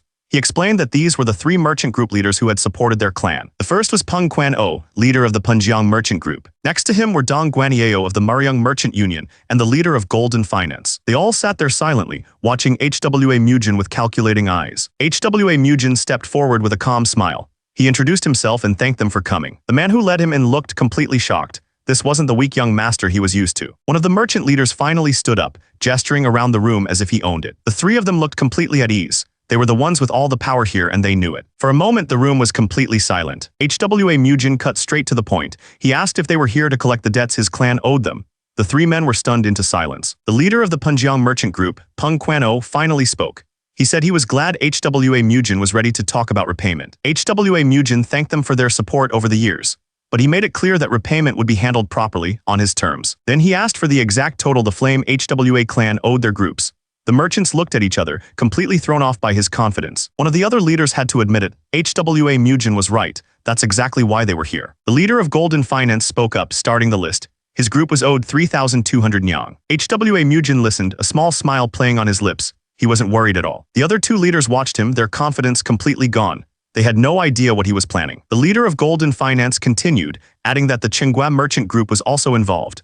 The other merchants were stunned to hear the name. HWA Mujin listened silently, his eyes sharp and focused. The merchant leader looked nervous, but he confirmed that what HWA Mujin suspected was correct. He explained that after the duel, the Tsinghua merchant group started using its massive wealth to pressure them. They took over all the trading goods and cut off any other groups that worked with them. Got even worse. The Tsinghua group shamelessly stole their branch managers. The other leaders couldn't believe what they were hearing. The leader admitted that while he was ashamed to say it, they just didn't have the strength to fight back anymore. HWA Mujin took it all in. He now understood the entire picture. He looked at them and said that hearing everything they had to endure weighed heavily on his heart. He told them that all the people who clung to their clan when times were good had left. Only Elder Joe and Chief Du remained. He then looked at the three merchant leaders, saying they also stayed behind to protect the clan. Then he slammed his hand down on the table. With a confident look, he declared that he would repay everything. The merchant leaders were stunned. One of them couldn't believe it, asking if that was even possible. But HWA Mujin wasn't just talking about paying back money. He promised to free their groups from the powerful Tsinghua merchant group entirely. The three merchant leaders were completely speechless. They just stared, unable to believe what they were hearing. One of them couldn't even close his mouth, but one of the clan elders just smiled. He seemed to know exactly what his young master was capable of. Finally, one of the merchants found his voice. He stammered, asking if young Master Mujin was really willing to use force to help them. Another one of the leaders looked terrified. He quickly tried to warn Mujin about the danger he was walking into. He explained that the Tsinghua merchant group wasn't acting alone. They were backed by the Kondong sect, one of the strongest and most feared groups in the entire Murim. HWA Mujin didn't even flinch. He just casually asked if those old guys were the ones backing them, completely unimpressed. The merchants were stunned by his confidence. After a long silence, one of them finally spoke, his hands clasped together respectfully. He explained that if they simply got rid of the debt, the Tsinghua group wouldn't have any power over them anymore. HWA Mujin just took a calm sip of his tea. He wasn't worried at all. He thanked the men for their words, saying their conversation had put his mind at ease. He even let out a small laugh. With the meeting over, the merchant leaders took their leave. They wished the HWA clan prosperity for the future. As they walked away, they couldn't help but think about the challenge ahead. The Tsinghua merchant group was no small enemy. But as soon as the merchants were gone, the elder turned to HWA Mujin, his face filled with worry. He called out his name in disbelief. He frantically asked if the young master was actually serious about what he'd just promised. HWA Mujin just looked annoyed, tired of all the nagging. HWA Mujin reminded them of what the Tsinghua group did to the merchants. He warned that if they just let it go, their clan would be the next target. The next morning, HWA Mujin was already on the move. He had a plan and he was sure it would work. He knew it was time to see if his preparations would pay off. A man approached and reported to HWA Mujin. He confirmed that all the tasks he'd been given were now complete. HWA Mujin told the newcomers to greet the clan's elder and the chief steward. The two of them looked completely surprised by who was standing in front of them. HWA Mujin then made the introduction. He announced that starting today, new warriors would be joining their clan, the famous young men of Zhongshan. But they were better known by another name, Zhongshan's Four Demons. The four powerful warriors bowed their heads asking to be welcomed. The elder and chief Du were speechless. They just stared, completely stunned by the announcement. HWA Mujin just smiled. He then pointed out that the two of them were actually younger than he was. This only made the elder and chief Du more confused. They stammered, unable to understand what he was talking about. The elder finally shouted that it was impossible. The new warriors, however, didn't seem to care. One of them complained that he was starving, while another wondered why the old men were so shocked. The elder finally found his voice and demanded to know why HWA Mujin would bring these men into the clan without asking for permission first. HWA Mujin just listened silently. HWA Mujin calmly turned the question back on them. He asked if they had consulted him before they tried to sneak his younger siblings out of the clan. The two men froze, a cold sweat breaking out on their faces. He made his position clear. If he approved of them, they would stay. If he didn't, they would be kicked out. His word was final. Chief Du stammered, completely caught. He had no answer for HWA Mujin's accusation. HWA Mujin's expression was serious. He reminded them that the clan had just spent over 10,000 gold to repay its debts. Without another word, he led them somewhere else entirely. The two men looked around, completely confused by the sudden move. Chief Du stared in disbelief at what was in front of them. HWA Mujin explained that the scammer they dealt with had a lot more money hidden away than anyone knew. The old man was still trying to process it all. HWA Mujin, on the other hand, was completely unfazed. Chief Du leaned in for a closer look, examining the items carefully. HWA Mujin then pointed to an ornate folding screen. He mentioned it was a piece from Jang Sosin that was given to him, and Chief Du shouted the name in shock. HWA Mujin added that he took it because even a cheap sale would bring in a lot of money. After a moment of inspection, Chief Du had to agree. It looked real. HWA Mujin then asked a simple question. Was this enough to buy meat for everyone? His expression was serious. He had a plan. Later, he kicked open the door to the storage room. He carefully placed the valuable folding screen inside, securing the clan's new treasure. The next morning came quickly. HWA Mujin had gathered all the clan members in the courtyard. Each one was carrying a heavy pack on their back. The younger members looked especially confused. HWA Mujin's voice cut through the silence, saying he knew they were all wondering why he'd called them out at dawn. Even Chief Du stood among the crowd, waiting to hear what the young master had planned for them all. He explained a simple truth. No matter how great a martial art is, it's useless if the body is weak. HWA Mujin stood before them, arms crossed, ready to begin. His expression made it clear this wasn't going to be easy. He told them he hoped there would be no dropouts as they followed him. The clan members looked at each other stunned. He then pointed to a large, straw-wrapped bundle on the ground. He announced that from now on, this would be their loyal training partner. He stood before a huge pile of the bundles and gave a final, chilling warning. He made it clear that this was not food, and if he caught anyone eating it, they were finished. One of the members stared down at the heavy-looking pack. Even the kids were there. The little boy looked at it and guessed it was probably 15 kilograms at most. One of the older members stared at the bundle, completely confused. He nervously asked what they were even supposed to do with it. HWA Mujin just smiled. He knew exactly what was coming. The man laughed, trying to explain that the bundle was so heavy, it would probably take 2 men just to lift it. The smile vanished from HWA Mujin's face. He ordered them to shut up and pick it up, threatening to beat them senseless if they didn't. His hand rested on his sword as he added a chilling promise. One hit from him would crush every bone in their body. The other men froze, sweat dripping down their faces. The message was received loud and clear. With a loud groan, one of the men finally struggled to lift the massive bundle onto his shoulders. Just then, HWA Mujin took a single, deliberate step forward. The real training was just getting started. He looked down at them, completely unimpressed. He told them that people who practice demonic arts shouldn't be so embarrassing. He gave them a choice. If they didn't want to train, they could fight him instead. That threat worked. The bald warrior grit his teeth, choosing the lesser of 2 evils. With a powerful roar, he managed to get the huge bundles onto his shoulders. The other clan members watched, their jaws dropped in disbelief. Soon, everyone was carrying the heavy loads. HWA Mujin yelled that if they just decided they could do it, then it was possible. He told them to throw away any pathetic thoughts of doubt. Questioning themselves wasn't allowed. He screamed that only death awaited failure, so nothing in the world should be impossible. Even his little brother and sister pushed through the pain, straining under the weight. With a wild grin, HWA Mujin announced the next part of the training, 200 repetitions. He screamed for everyone to follow his lead. And so, the brutal training began. The entire yard was filled with groans of pain as they started counting out the repetitions. The training was relentless. Everyone's legs were shaking, barely holding up the immense weight. Every muscle was screaming in protest. The weight was almost too much to bear. HWA Mujin was right there with them, yelling for everyone to push harder. He screamed at them to tighten their stomachs, threatening them if they dared to give up. Suddenly, one of the men felt a strange sensation. It was as if his entire body was collapsing from the legs up. But the fear of what HWA Mujin would do to him was even worse than the pain. He knew he couldn't stop. With a desperate roar, he pushed through the feeling, forcing his body to keep going. One of the women watched the kids, who were somehow still pushing through. She thought to herself that it was exhausting just to see it. HWA Mujin's threat was clear. Anyone who complained would be dealt with. So they kept going, their bodies shaking under the impossible weight. The sun began to set, but the training didn't stop. Their bodies were screaming, every muscle pushed far beyond its limit. They were running on nothing but fumes, completely drained of all energy. And then someone finally couldn't take it anymore. He collapsed to the ground. HWA Mujin looked down at them, completely unimpressed. He scoffed that the whole day was wasted on just a warm-up and questioned how they ever expected to learn martial arts with such pathetic stamina. But then he announced that the training for the day was over. The moment the words left his mouth, everyone dropped their bundles and collapsed, completely spent. But seeing their relief, HWA Mujin just smiled. He wasn't finished with them yet. He clarified that while the exercises were done, they were not allowed to put the bundles down until he gave the order. Then HWA Mujin called out to one of the men, Jang Sogun. He ordered him to tie up anyone who had dropped their rice sacks. Then he gave a final, chilling warning. Anyone who untied the ropes would have their own life untied as well. Jang Sogun looked defeated. In that moment of pain, he found himself thinking of someone he wished he could see. As HWA Mujin walked away from the training grounds, another man named Ma-sok approached him. Ma-sok asked if he should prepare bath water for the young master. With the orders given, HWA Mujin headed inside, leaving his men to suffer through the night. HWA Mujin finally made it back to his room and collapsed onto the bed. This new body was still incredibly weak. The day's training had taken a toll on him too. Meanwhile, the rest of the clan members were gathered inside. A huge feast was laid out for them, but there was a catch. They still weren't allowed to take off the rice sacks. Everyone was completely worn out. His little sister could barely even lift her. The men trembled from the effort, their arms shaking as they tried to reach for the food. Their bodies were so tired that even something as simple as using chopsticks felt impossible. Finally, one of the men gave up and just grabbed the food with his bare hands. They were too hungry to care about anything else. The break for food didn't matter. The exhaustion was still setting in deep. One of the men muttered that even their previous master never pushed them this hard. Every muscle in his body was screaming. The next exercise began immediately, push-ups, with a heavy sack still on their backs. HWA Mujin was watching every single one of them.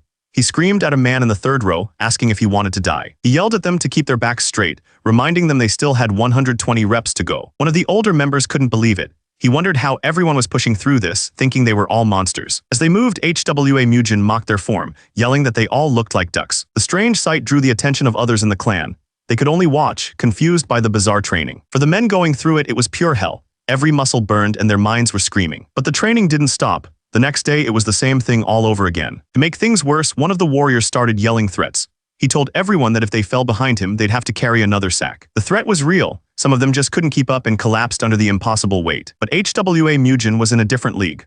While they struggled with one sack, he was carrying 3 without breaking a sweat. He glanced back at them. He was actually a little surprised they were keeping up this well. A small, wicked grin spread across his face. He wasn't thinking about giving them a break. He was thinking about making it even harder. After a long march, they arrived at a new location. The sound of crashing water was deafening. The clan members stared, completely stunned. They couldn't believe where he had brought them. But HWA Mujin just had a wicked grin on his face. This was exactly what he'd planned. They stood at the edge of a massive, raging river. Then came the order they had to cross it. The current was incredibly fast. Just looking at it was terrifying. And it was all being fed by a giant waterfall crashing down from the cliffs. Even Soyeon seemed excited. She turned to the little brother and joked that the water must feel refreshing. He just stared at her, a cold sweat breaking out. He suddenly remembered something awful. Soyeon couldn't swim. The men panicked. They yelled at HWA Mujin that it was impossible, that the current was just too fast. But HWA Mujin didn't even turn around. He just told them they were going anyway. He gave them a simple choice, cross the river or fight him instead. That's when one of the warriors made his choice. He took a running start and leaped off the cliff. He vanished into the violent water below. The bald warrior Chialmuk knew what he had to do.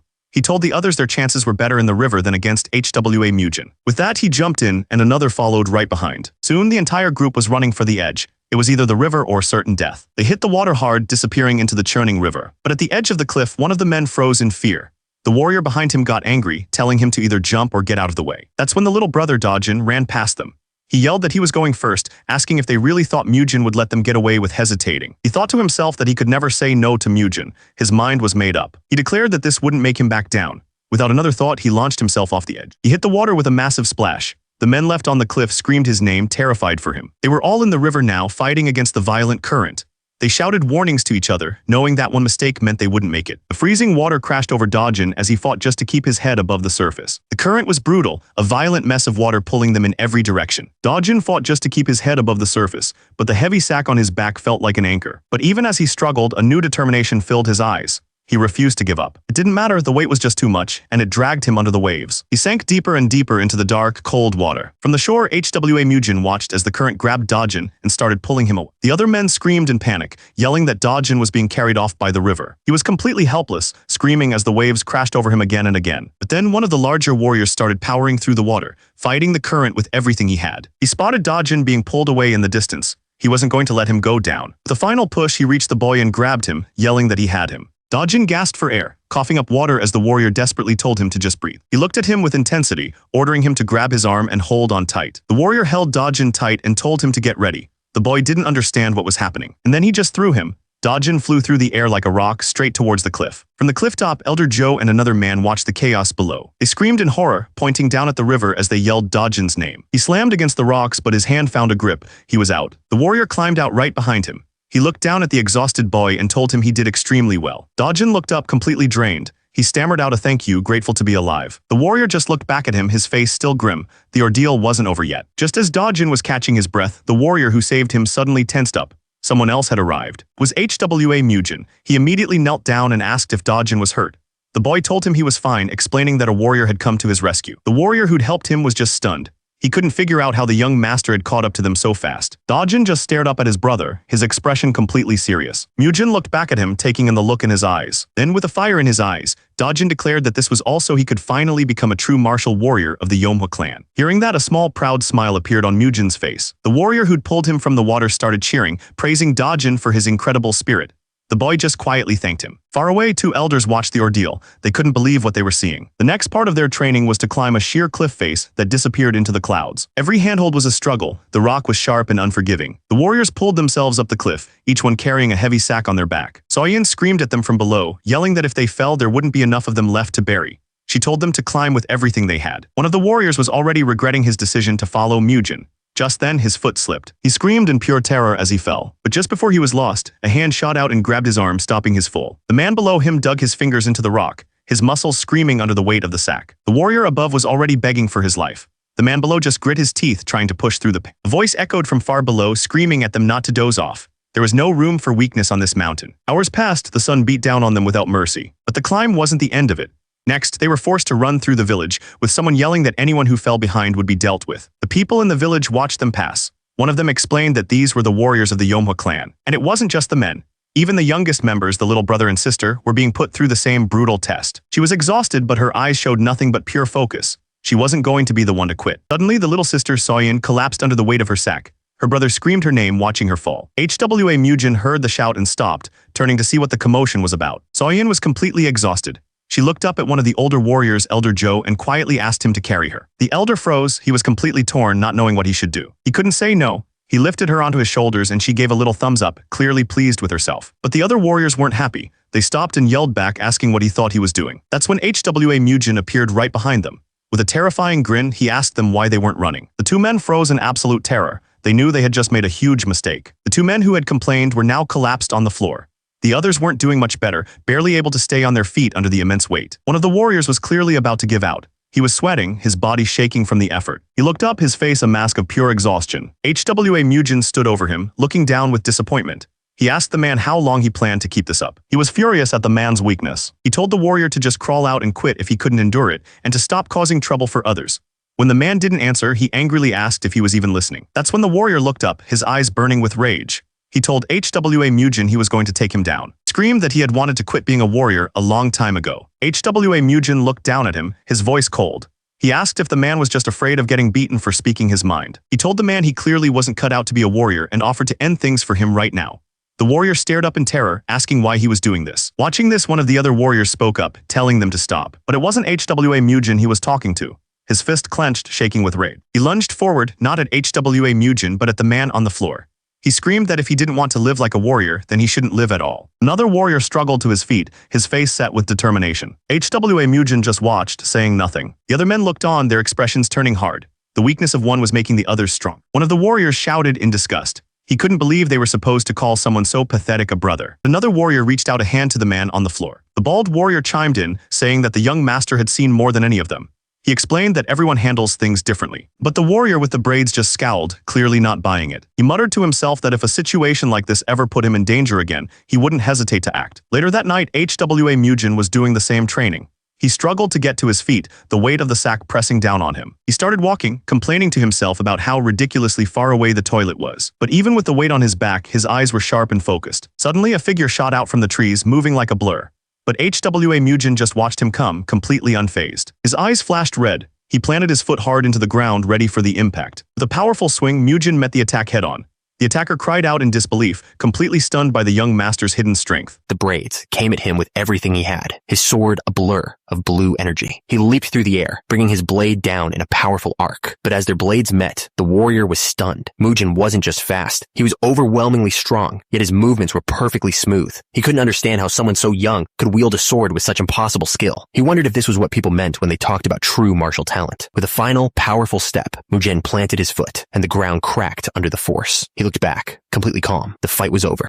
The warrior with the braids stood there, now with his own training sack on his back. He just watched the young master, completely humbled. As the warrior walked away, Mujin called out, stopping him in his tracks. He said he was bored anyway, and that this would work out great. He told the man to put the rice sack down and pick up a sword. The warrior didn't hesitate. He let the heavy sack crash to the ground. With a sword now in hand, he faced the young master under the night sky. The warrior looked determined, but a hint of nervousness showed on his face as he agreed. Mujin, on the other hand, was completely calm. He simply told him to come. The warrior exploded forward, closing the distance in a flash. But Mujin met his attack head on, and their blades clashed with incredible force.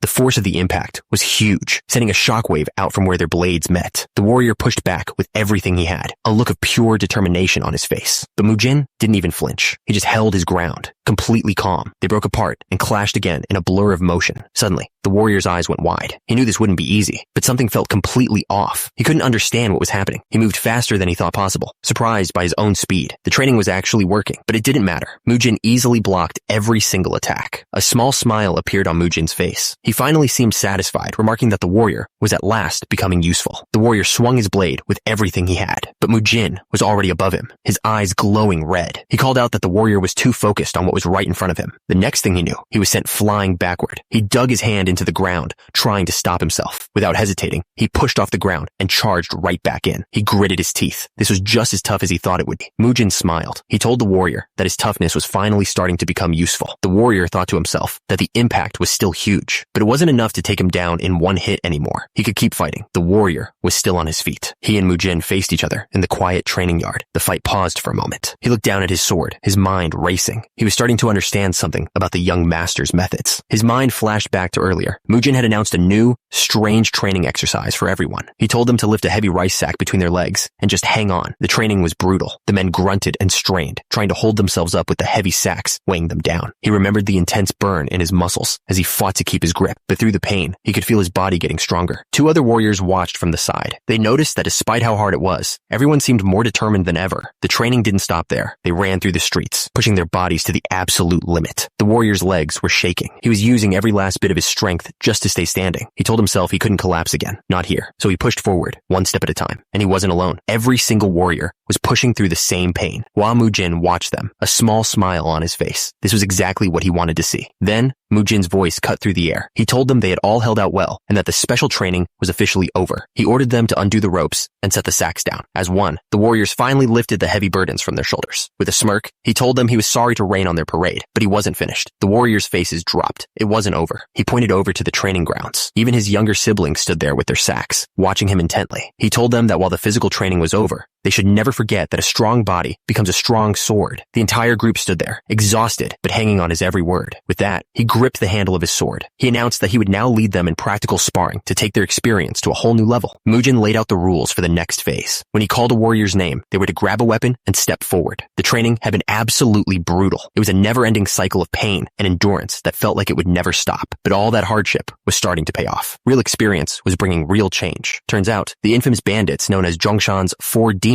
were now the new martial arts instructors of the Flame Hua clan. And just like that, the Flame Hua clan began to change. It was happening quietly, but very quickly. They were starting to regain the glory they once had, and the same power that had made their name famous long ago. Even Mujin's little brother was inspired, throwing himself into his own training with everything he had. He practiced with one of the warriors, who praised his good form. The future of the clan was already looking brighter. One of the new instructors was coaching Mujin's little brother, giving him tips on how to put more power into his strikes. The other instructors watched from the side, impressed. They could see the boy was getting his spirit back. The kid was putting everything he had into it, sweating but still smiling. The instructor watched him, a proud smile on his face. His thoughts then turned to Mujin. He looked over at the storage building, wondering if the young master would even come out today. The building was completely silent, bathed in the light of the setting sun. But inside, it was a different story. Mujin sat in the center of the room, and a powerful blue energy was swirling all around him. He was completely focused, channeling a power far beyond anything the others could imagine. Mujin had lost all track of time. He realized it had already been 4 days since he started. He understood this wasn't just some ordinary folding screen. The more power he poured into it, the stronger it pushed back against him. He accepted the challenge. It was time to see which one of them would break first. Suddenly, the screen itself began to glow with a strange, powerful energy. Mujin pushed back with everything he had, his own energy flaring up to meet the challenge. His eyes glowed red. He was done playing games. And then there was a huge flash of light as the two forces slammed into each other. The blast was so strong it sent him flying across the room. He yelled out as he crashed against the far wall. But in that moment of impact, he finally understood. He walked back to the screen and pressed a small hidden spot on the wood. The wild energy around the screen faded instantly. A secret compartment opened and a small glowing green bottle fell out.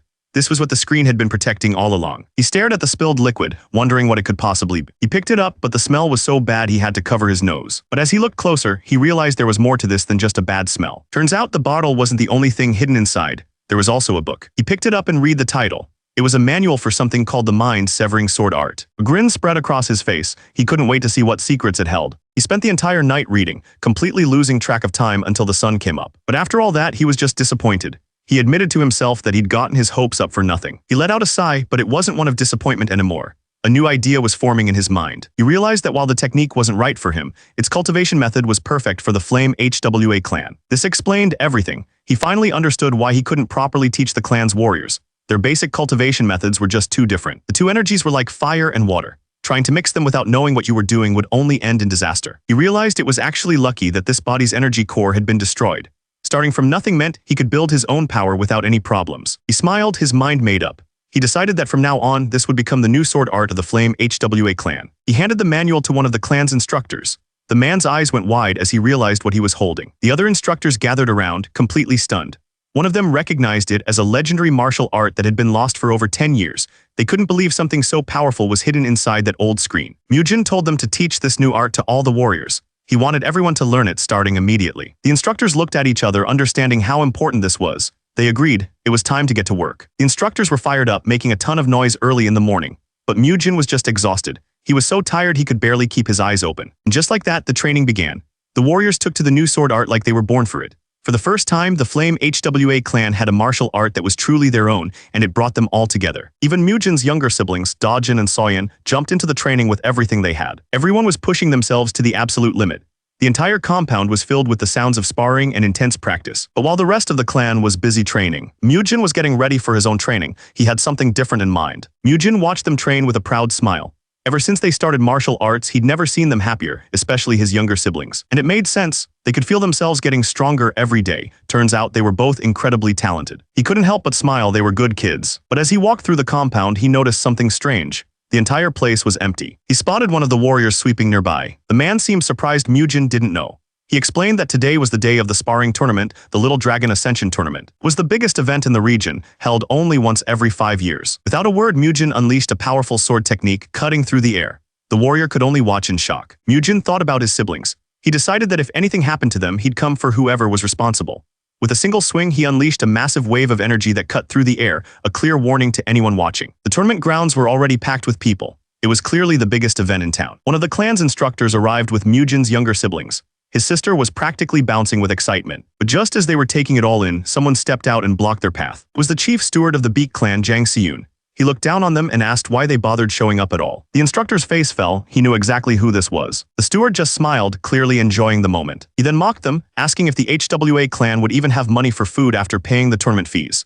That's when he noticed Mujin standing right there, listening to every word. The steward's insults hit a nerve. Mujin's younger siblings glared at him, furious. They weren't going to just stand there and take it. But a moment later, Mujin was gone from the street. He was now standing on top of a building high above the crowds. He realized he had no idea where he was going. He muttered to himself that he should have asked Ma Sok for directions before he just took off. He scanned the city below. That's when he saw it in the distance. Down in the crowded streets, two people in green robes were walking together. As they passed, people couldn't help but stare. One man was completely stunned just watching them go by. The woman under the hat didn't seem to notice the attention. She just kept walking, a picture of grace and power. It was clear she was someone important. The woman in the hat didn't even look at him. She just told him to stop spacing out and get out of her way. But Mujin didn't move, he just kept staring as she walked past.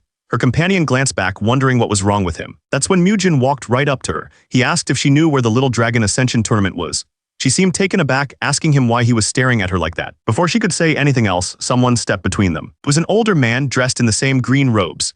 He explained that they were also wandering around looking for the tournament. But his friendly words didn't match his eyes. He was giving Mujin a look that could cut through steel. Mujin just stared back, completely unfazed by the threat. He turned his back on them. He said if they had legs, they could go find it themselves. The older man's threat was cut short by a sudden explosion down the street. Someone was clearing the way with force, yelling for everyone to get lost. The man just smiled. He seemed to know exactly who was causing all the trouble. The woman, however, looked completely confused. He recognized that kind of power. It belonged to the Beak clan. Mujin watched from a distance. He could feel it in the air. A huge storm was about to hit the city, and he was glad he'd come to see it for himself. And it looked like the storm had already found his family. Members of the HWA clan were being stopped in the street by a warrior in white. The commotion was already drawing a crowd. Everyone stopped to watch what was happening. The HWA clan warrior clenched his fist, his anger flaring up. He wasn't about to let his family be pushed around. The HWA clan warrior tried to calm things down.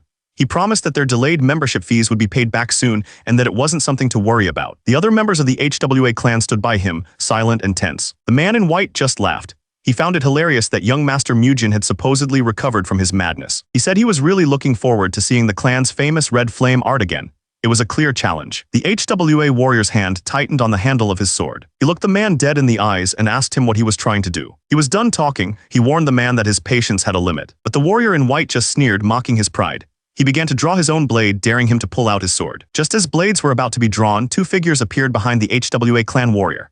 One was HWA Mujin. The growing crowd started to whisper, wondering if a real fight was about to break out. Mujin walked right between them and told them that was enough. He reminded them that tonight was for the kids' sparring match, not for adults to get involved. His eyes were cold and sharp. He wasn't asking. The man in white just smirked, surprised by the newcomer's boldness. He asked who he was, but the HWA clan warrior immediately bowed his head in respect. His loyalty made it clear who was in charge. Mujin looked over at his clansman, casually mentioning that he should have been told about an event like this. The two youngest members of the HWA clan watched from behind him, their faces full of worry. Mujin gently patted his little sister's head. He thought to himself that these kids were truly unbelievable. With that, he turned his attention back to the men causing trouble. His expression was completely serious. He was done playing games. The man in white stared back in disbelief, demanding to know what Mujin had just said to him. An older man in green robes watched from the side. The older man stepped in, trying to calm things down. He suggested that since it was a special day, they should all put their swords away. But the woman in the wide hat cut him off, telling him to mind his own business. The old man just smiled, amused. The warrior in white sneered at Mujin. He mocked him, saying that poverty wasn't something a martial clan should be proud of. He then turned his insults to the children. He said Mujin should have at least bought them new clothes, and sarcastically asked if all their money went to the entry fee. The HWA clan warrior was furious. He muttered that he was going to take the man down. The older clan member behind him just sighed, clearly worried. But Mujin stepped forward. He asked what was so important about clothes, pointing out that dressing well doesn't turn a weak martial artist into a master. He decided it was pointless to talk to someone who wouldn't understand. He turned and walked away, taking the children with him. He didn't even look back. The older man in green walked up beside him. He told Mujin not to let it get to him, saying there are guys like that everywhere. The man had a strange, knowing look on his face. The HWA clan warrior watched them go, looking puzzled. The man in green just smiled to himself and disappeared into the crowd. As they walked, a man in red robes suddenly stopped them. He called out, asking if they were from the Flame HWA clan. The warrior confirmed that they were. The man smiled warmly and told them he would guide them to where they needed to go. He turned and led them through the crowded streets. Mujin watched him silently, not quite trusting this sudden help. Soon they arrived at a massive estate. It was packed with people from all over. In the main courtyard, servants were busy setting up long tables. It looked like a huge feast was being prepared for everyone. The kids' eyes went wide. They stared at the mountain of food, completely amazed. Mujin just sat there with a slight smile, looking like he was enjoying the party. Just then, an announcement called for the Beak clan members to head over to the VIP seats. The older man who had been staring them down before just smirked, clearly enjoying their situation. But inside, Mujin was thinking about exactly when he should deal with him. He decided he'd start by plucking out one of his eyeballs. His thoughts were cut short when he felt someone walk up behind him. He turned to see a tall, bearded man in green robes standing right over their table. Mujin watched him, wondering why this guy was hovering around them like that. Sensing danger, he used a special technique to send a message only they could hear. He ordered everyone to put their food down and not to eat or drink until he did. The woman with the bearded man, Hai-Ah, stepped forward and offered her grandfather a drink. She poured the drink for him and he thanked her by name. The man then turned to Mujin, telling him to have a drink as well. But Mujin just shook his head, saying he'd eaten recently and didn't need anything. The man's friendly act vanished. He stomped his foot hard on the ground, clearly angry. Just then, a man's voice boomed across the tournament grounds. He stood in the center of the arena, welcoming everyone to the Little Dragon Ascension Tournament, an event held only once every 5 years. He introduced himself as Seok Ildo, the head of the Seok clan of Zicheng. He continued his speech, announcing that they had prepared some simple food for all the guests. At the mention of food, Mujin's eyes narrowed. He knew exactly what they were planning. Seok Ildo, the head of the clan, walked right over to their table. He wasn't looking at Mujin, though. His eyes were fixed on the old man. He bowed his head respectfully. It was a gesture you only give to someone you truly fear or admire. His eyes went wide. He couldn't believe who he was looking at. He recognized the man's face. It was Tang Sumoon, the legendary Poison Emperor. Seok Ildo explained that he'd seen him once before from a distance. The kids from the HWA clan just looked on, completely confused about what was happening. The name Tang Sumoon started to echo through the crowd. Everyone was in shock. The Poison Emperor was really here. This wasn't just some random master. Tang Sumoon was one of the 4 martial emperors, the absolute strongest fighters in the entire Central Plains. And for some reason, a legend like that had shown up at a small sparring tournament for kids. It made no sense. The entire venue erupted into chaos. Everyone was staring, trying to get a look at the famous warrior, but Mujin didn't even flinch. He just calmly picked up his chopsticks and started eating. Seok Ildo started sweating. He couldn't believe he'd been so rude to the Poison Emperor without even knowing who he was. But Mujin just lifted his bowl, completely calm. While everyone else was freaking out, he just took a drink. That's when a small smile crossed his face. He remembered him, not as the Poison Emperor but as a young kid from a long time ago. Back in his past life, 4 of the 5 great clans had refused to fight him. That was because he had already dealt with their leaders and their strongest fighters. And one of the young warriors who had been there that day was Tang Sumoon, the very same man who would one day become the Poison Emperor. For Mujin, it was just an old memory. But Tang Sumoon, the Poison Emperor, just waved his hand, telling the flustered man to have a seat. Seok Ildo was completely lost. He had no idea what the Emperor was talking about. That's when his eyes landed on Mujin. He suddenly became incredibly polite, apologizing for not recognizing the young master of the Flame HWA clan and even offered to join their tables. Mujin just replied calmly, saying it was understandable that the man didn't recognize him. But the Poison Emperor wasn't listening. He was staring at Mujin, and the more he looked, the more familiar the young man seemed. He was reminded of a dependable friend and rival from long ago. The man he was thinking of was the Flame Emperor, HWA Judy. The man, Seok Ildo, tried to break the heavy silence. He laughed nervously and commented on the weather, telling Mujin the match would start soon. He then asked if Mujin planned on participating, but he wasn't talking about this small event. He meant the Orthodox Murim tournament, the one held only once every 5 years. He told Mujin that the big tournament was coming up soon. He admitted that if Mujin decided to participate, it wouldn't be good for him. Mujin just gave a simple reply, saying it was a shame. He clearly wasn't interested in the conversation. Realizing his attempt at small talk had failed, Seok Ildo turned back to the Poison Emperor. He bowed low, shouting his respects. He apologized over and over, begging for forgiveness because he hadn't recognized the legendary warrior. But the Poison Emperor didn't even seem to hear him. He just calmly took a sip from his cup, making Seok Ildo wait. That's when Mujin put his bowl down with a soft click. He complained that it was getting noisy and asked when the match was supposed to start. Just then, a woman stepped forward. She was with the Poison Emperor. She thanked everyone for coming to see her grandfather, but said he didn't want any trouble. The tournament official quickly agreed, telling everyone to go back to their business. He announced that the match would start right away. Mujin watched as the chaos finally settled down. The official stepped into the arena to explain the rules. He said that only wooden weapons were allowed, and any moves meant to take a life were forbidden. If a blue pouch was thrown, the match would pause. A red one meant the fighter had to give up. With the rules out of the way, he announced the start of the Little Dragon Ascension Tournament. He called for the first fighter, Beak Sahyon of the Beak clan. Then he called for his opponent, HWA Soyeon of the Flame HWA clan. She was just a little girl busy eating a giant pickled radish. Mujin leaned toward her. He told her this was a chance to show off everything she'd been practicing and to see how much stronger she'd become. Sahyon looked down at the little girl, thinking she had terrible luck getting him as her first opponent. He smirked, deciding he would start by breaking both of her arms. But then he saw her expression. HWA Soyeon cracked her knuckles. She had planned on taking it easy, but now she realized that wasn't going to happen. Her eyes glowed with a strange energy. She told him that he would be the first offering for her own victory. Beak Sahyon couldn't believe what he just heard. He was furious that a little girl would dare speak to him like that, but she just clenched her fists and told him to shut up. She was done with all the talking. Beak Sahyon gritted his teeth. He warned her that she brought this on herself and that this wouldn't end with just broken arms. As the match was about to begin, Mujin watched from his seat, completely silent. He turned to Elder Joe and asked why the Beak clan was always picking fights with them. The elder explained that it wasn't a big problem when the Flame Emperor was alive. But after the new clan head took over, some of their members left and joined the Beak clan. Chief Steward Jang was one of them. As the HWA clan got weaker, the Beak clan started acting more and more aggressive. Mujin's eyes narrowed. He couldn't believe they were traitors. He asked why they would do something like that. Turns out they had a big fight with the old clan head. And when the Beak clan took in all those new fighters, they got a lot stronger. The Beak clan used the anger those traitors had against their old clan to make things even worse. Mujin's hand tightened on his wooden sword. He had heard enough. The match began, and the fighter from the Beak clan immediately launched himself into the air, coming down hard on HWA Soyeon. But she stood her ground, blocking his powerful punch with her own. Without wasting a second, HWA Soyeon countered with a kick straight to his face. The blow landed hard, sending him stumbling back. He was completely shocked. She didn't even give him a chance to recover. She followed up with a brutal chop right to his neck. And as he fell to the ground, she finished it with one last strike. He lay on the ground, completely defeated, blood dripping from his mouth. She looked down at the boy on the ground and pointed, mocking him for his brutal nose. Watching from the side, the Poison Emperor noticed her kick techniques. He turned to Mujin and asked if he was the one who taught her. Mujin shook his head, explaining that he hadn't been in his right mind to teach her. He said her basics were all taught by Elder Joe. Lady Tang added that it wasn't just the kicks. She was impressed by the girl's natural vision and athletic ability, saying they were amazing for her age. But the Poison Emperor saw a problem. Her opponent was now holding a wooden sword, and he wondered how long she could last against a weapon. The boy's face twisted with anger. He screamed that he was going to get rid of her for real. He charged forward, swinging the sword with everything he had. But HWA Soyeon met the attack head-on, blocking the wooden sword with just her arm. The force of the blow was huge, but she held her ground. But she didn't just stand there and block. HWA Soyeon started moving, dodging every wild swing he threw at her. Watching from the side, Lady Tang was impressed. She couldn't believe the girl had dodged every single one of his attacks. Her opponent was getting furious. He couldn't understand how she was so fast. He screamed in frustration, calling her a slippery loach.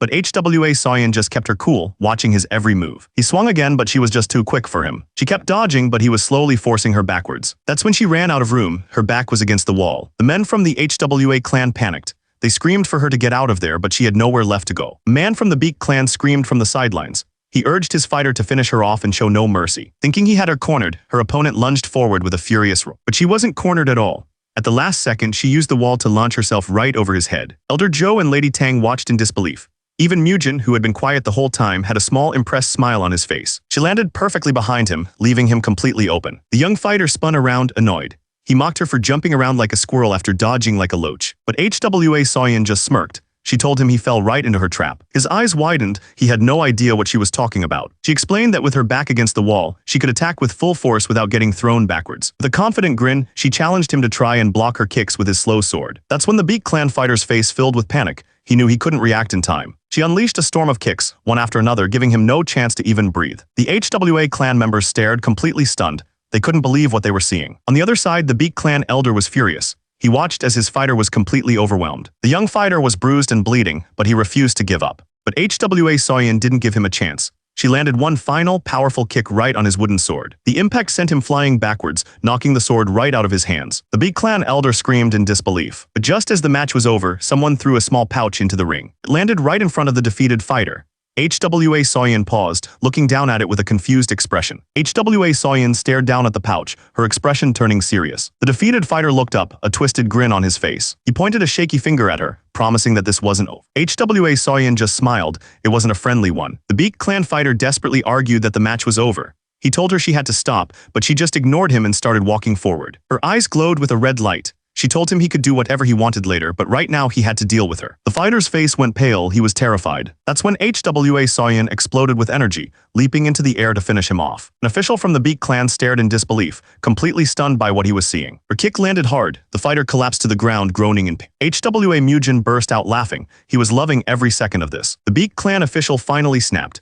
He screamed at the referee, demanding to know why he didn't stop the match when the pouch was thrown. The referee's voice cut through the noise. He announced that HWA Soyeon was disqualified. Mujin just laughed again. He told the others that this was a good way to end it and that his sister had done well. The official fumed as HWA Soyeon just turned and walked away without a word. But she wasn't done. She glanced back over her shoulder and stuck her tongue out at him just to rub it in. The Beak clan official was absolutely furious. The woman just laughed, clearly enjoying how angry he was. Back at the HWA clan's table, Soyeon was greeted by her family. One of them was still upset, complaining that the match should have been stopped earlier. HWA Soyeon just dug into her food, not bothered at all. Mujin told her it didn't matter, explaining that beating the guy up was way more fun than actually winning. He completely agreed with what she did. He burst out laughing, so proud of his little sister. He was so happy he jumped right up on the table and started dancing. The rest of the clan just watched him, not sure what to do. An elder from his clan was not amused. He yelled at Mujin, telling him he was being tacky and needed to have some dignity. But Mujin just yelled back that he was too happy to care. He plopped back down and started drinking with the others. Mujin offered to treat everyone, then laughed and added that he wasn't the one paying. One of the men just sighed, completely done with him. As the celebration continued, the mood at the table shifted. The topic turned to Soyun's fight and the special move she didn't use. Soyun explained that she was already winning easily without it. She figured if she used it for no reason, her opponents might figure out a way to counter it later. The elder burst out laughing, impressed by how clever she was. The serious talk quickly turned back to fun as the kids started bickering over who got what food. And so their drinking party showed no signs of stopping. In the meantime, several more matches passed as the tournament continued. But Seok Ildo, the head of the Seok clan who was hosting the tournament, was growing more and more irritated. The announcer stepped into the center of the arena, calling for the next match to begin. Back at the table, a young boy named Dojin announced he was heading off. HWA Mujin cheered him on, telling him to show everyone what he's got. HWA Dojin walked towards the arena, his face serious and determined. Watching from the sidelines, one of the elders was shocked. He couldn't believe the HWA clan was using swordsmanship instead of their usual bare-handed fighting. The announcer gave the signal. The sparring match was officially underway. Seok Ildo watched with a stern look. He was counting on his fighter to get the Poison Emperor's attention. His opponent was Seok Chaeyoung from the Seok clan. He charged forward aggressively, taking the first swing. But HWA Dojin met the attack with a powerful swing of his own, his blade glowing with a strange blue light. Seok Chaeyoung's sword slammed into the ground, missing its target completely. In a flash, HWA Dojin had moved. He was already standing behind his opponent, who was completely defenseless. Seok Ildo's eyes went wide. He couldn't believe what he was seeing. The other spectators were just as lost. They whispered to each other, trying to figure out what had just happened. The HWA clan understood perfectly. They exploded with cheers, so happy they felt they could die with no regrets. An elder from another clan trembled, stunned by the impossible move. Watching from the side, HWA Mujin just smiled. Everything was going exactly as he'd planned. He stood there silently, taking in the chaos he had created. HWA Mujin revealed the name of the technique that had just shocked everyone. The mind-severing sword art. The crowd went absolutely wild, shouting in disbelief. To get everyone's attention, HWA Mujin slammed his foot down hard on the table. He then made an unbelievable offer. Anyone who joined the HWA clan would get to learn the mind-severing sword art. His little brother and sister cheered him on. He explained that what they saw from Dojin's match was just the first half of the technique. That was all it took. The crowd erupted, with people shouting that they wanted to learn it right away. It turned into chaos instantly, and a man with a book started shouting for everyone to form a line. One of the clan elders started laughing. He couldn't believe Mujin was recruiting people in the middle of an event, calling him completely crazy. But not everyone was happy about this chaos. In fact, some people were getting really angry. Seok Ildo, the head of the Seok clan, was furious. He couldn't believe HWA Mujin would act so arrogantly, but he knew he couldn't do anything about it while the Poison Emperor was watching. One of his men came up from behind. He asked the clan head if he was really going to let the HWA clan do as they pleased. Seok Ildo just listened, his face tight with anger. But then that anger turned into a wicked smile. He had an idea. He decided to mess with the tournament bracket and put his own warrior, Seok Yuso, in to take care of them. Seok Ildo's plan was simple: rig the tournament. He was going to swap the bracket and put his own fighter, Seok Yoso, into the mix. Turns out this kind of scheming wasn't new. For a long time, the Seok clan and the Beak clan had been secretly working together to grab power. Their main tool was the Little Dragon Ascension tournament, held once every 5 years. They would manipulate the matches to make sure their own apprentices won. Winning brought their clans fame, and in their world, fame was power. That's how they controlled everything and grew their influence. And now, back in the present, the final match in the top 32 was about to begin. The fighter stepping into the ring was Seok Yoso, the young master of the Dianking sect. An elder leaned over to HWA Mujin, pointing out that whoever won this fight would be facing his little brother in the next round. Mujin just smiled, unfazed. But another elder was completely stunned. He couldn't believe his eyes, stammering and asking why that specific guy was even here. The little sister watched the two fighters in the ring and asked if Seok Yoso was strong. The elder sitting nearby explained that he wasn't just strong, he was the champion of the last tournament.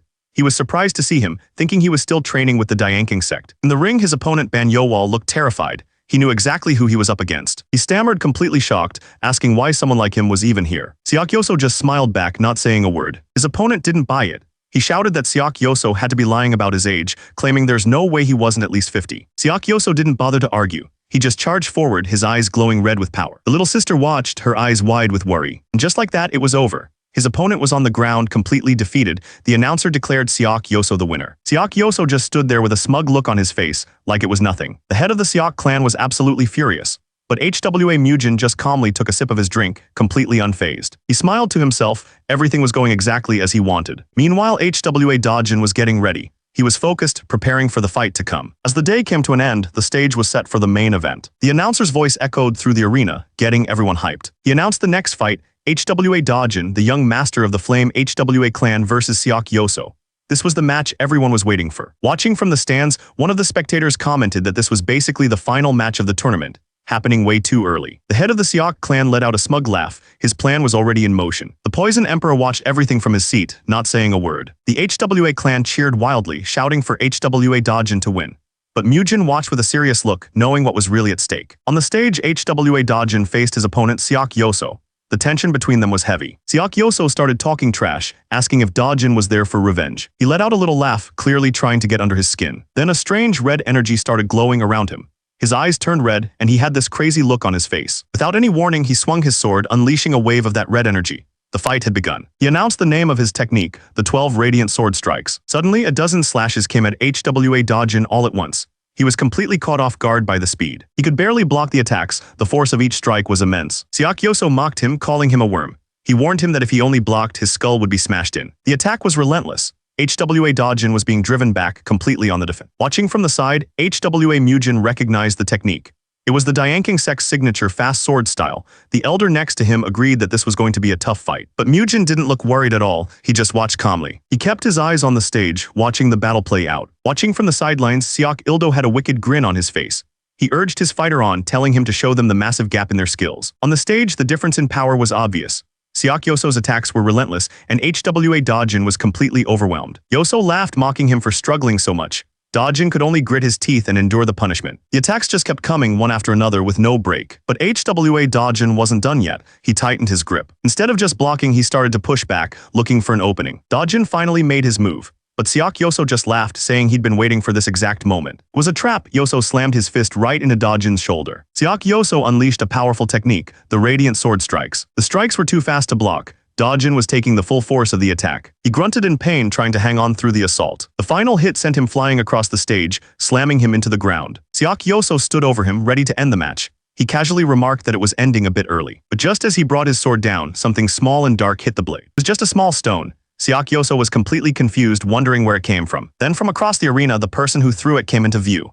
It was HWA Mujin. HWA Mujin stood there, his eyes practically glowing. He wasn't going to let this go. Siak Yoso just smirked. He seemed to find the whole thing funny. He looked down at Dojin, who was still struggling on the ground. He was clearly enjoying this. Ignoring everyone else, HWA Mujin walked straight onto the stage. He went right to Dojin to check on his hand. The entire arena watched as he crossed the floor to get to his fallen fighter. The members of the HWA clan looked on, terrified.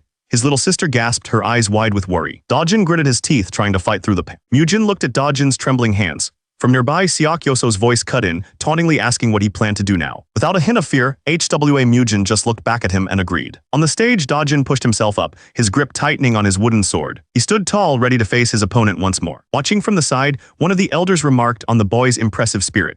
The man next to him just said it was the least a martial artist's child should be able to do. HWA Mujin watched everything unfold, his gaze sharp. Siak Yoso laughed, admitting he was seeing the kid in a new light. He said he expected him to just cry and quit, and was surprised he made it back to his feet. But his smile turned cold. He warned Dojin that since he was back, he'd have to bear the consequences. That was it, HWA Mujin snapped, furiously demanding to know what he just said. Siak Yoso laughed cruelly and lunged forward, his fists glowing with a strange energy.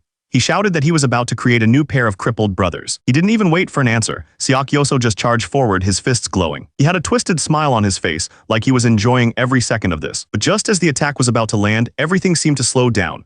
A memory came rushing back, a time when Dojin was just a kid, training hard. In the memory, his older brother, HWA Mujin, stood before him. He looked down at Dojin and asked him a simple question: did he want to win? With tears in his eyes, Dojin said he had to win. It was the only way to restore their clan's honor. Mujin told him not to worry about that. He promised that he, the big brother, would make their clan the greatest again. All Dojin had to do was focus on the match. Then he leaned in, a sharp look in his eyes. He told his little brother he would teach him the surest way to win. He explained that the instant an opponent uses a sword technique, a tiny opening appears right in the center. That was the key. Mujin's voice echoed in his memory, telling him that when that single moment came, he absolutely could not hesitate. He had to charge straight in and give it everything he had. The memory faded, and in the real world, Dojin moved. Ignoring the incoming attack, he aimed right for the center, just like his brother told him. Siak Yoso's eyes went wide. He never saw it coming. Dojin's sword slammed right into his chest. The force of the blow sent him flying. Everyone watching was stunned. Even Dojin couldn't believe it. He actually did it. Siak Yoso grunted as he hit the ground hard. The impact was way stronger than he expected. Watching from the side, the HWA clan members erupted in cheers.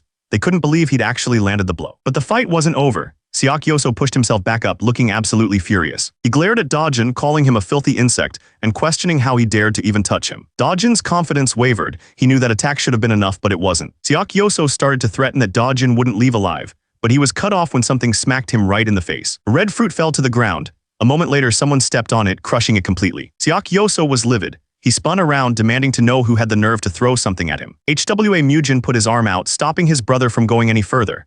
Dojin just looked up, completely confused. He didn't understand what his brother was planning. Mujin just smiled and told him it was time to go home. An official from the tournament tried to stop him, but Mujin didn't even bother to look at him. He glanced back, making it clear he thought this whole event was a joke. The rest of the HWA clan gathered around the kids, unsure of what to do next. As Mujin walked away, a man called out, inviting himself over for a drink.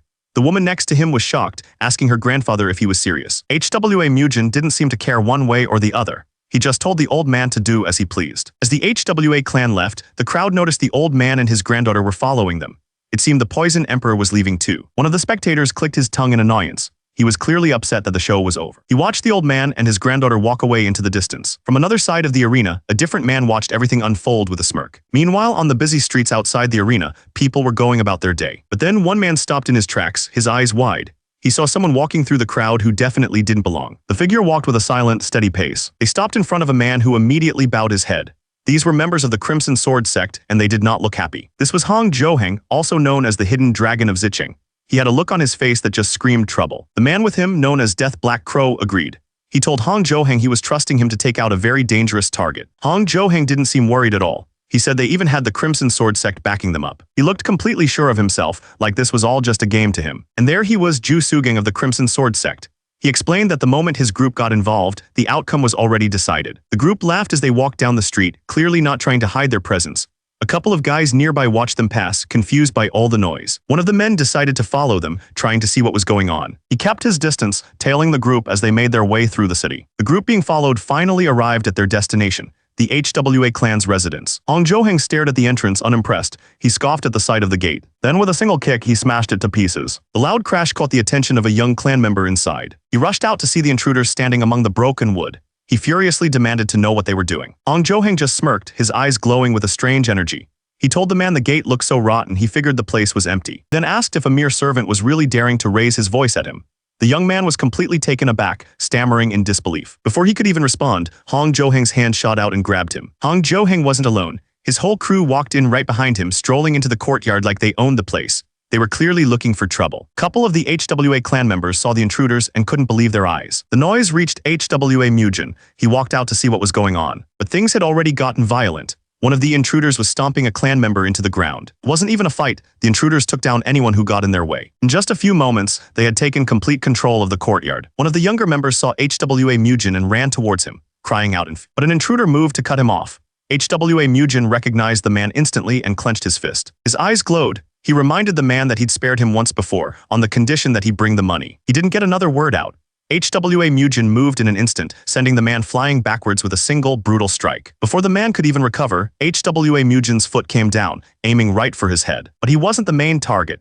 HWA Mujin stood over Ju Sugang of the Crimson Sword sect, who was already on his knees. The man looked up, his face a mix of fury and complete disbelief. He couldn't understand how this was happening. From the sidelines, another intruder watched the whole thing go down. HWA Mujin just stood there, a little confused by the man's reaction. Suddenly, one of the intruder's eyes shot open. He recognized someone else who was there, an old man he never expected to see. A new figure appeared, his presence so strong it felt like the air turned cold. It was the Poison Emperor. He questioned why the Crimson Sword sect dared to raid a clan in his territory. He stared them down, his voice heavy. He told them that what they were doing wasn't just a raid, it was a declaration of war. A terrifying green energy exploded from the Poison Emperor, washing over everyone in the courtyard. The intruders froze, their faces filled with pure shock. Even the HWA clan members struggled to stand. The pressure was just too intense. The old clan member gritted his teeth. The killing intent was so strong it felt like the very ground was shaking. Ju Sugang couldn't believe it.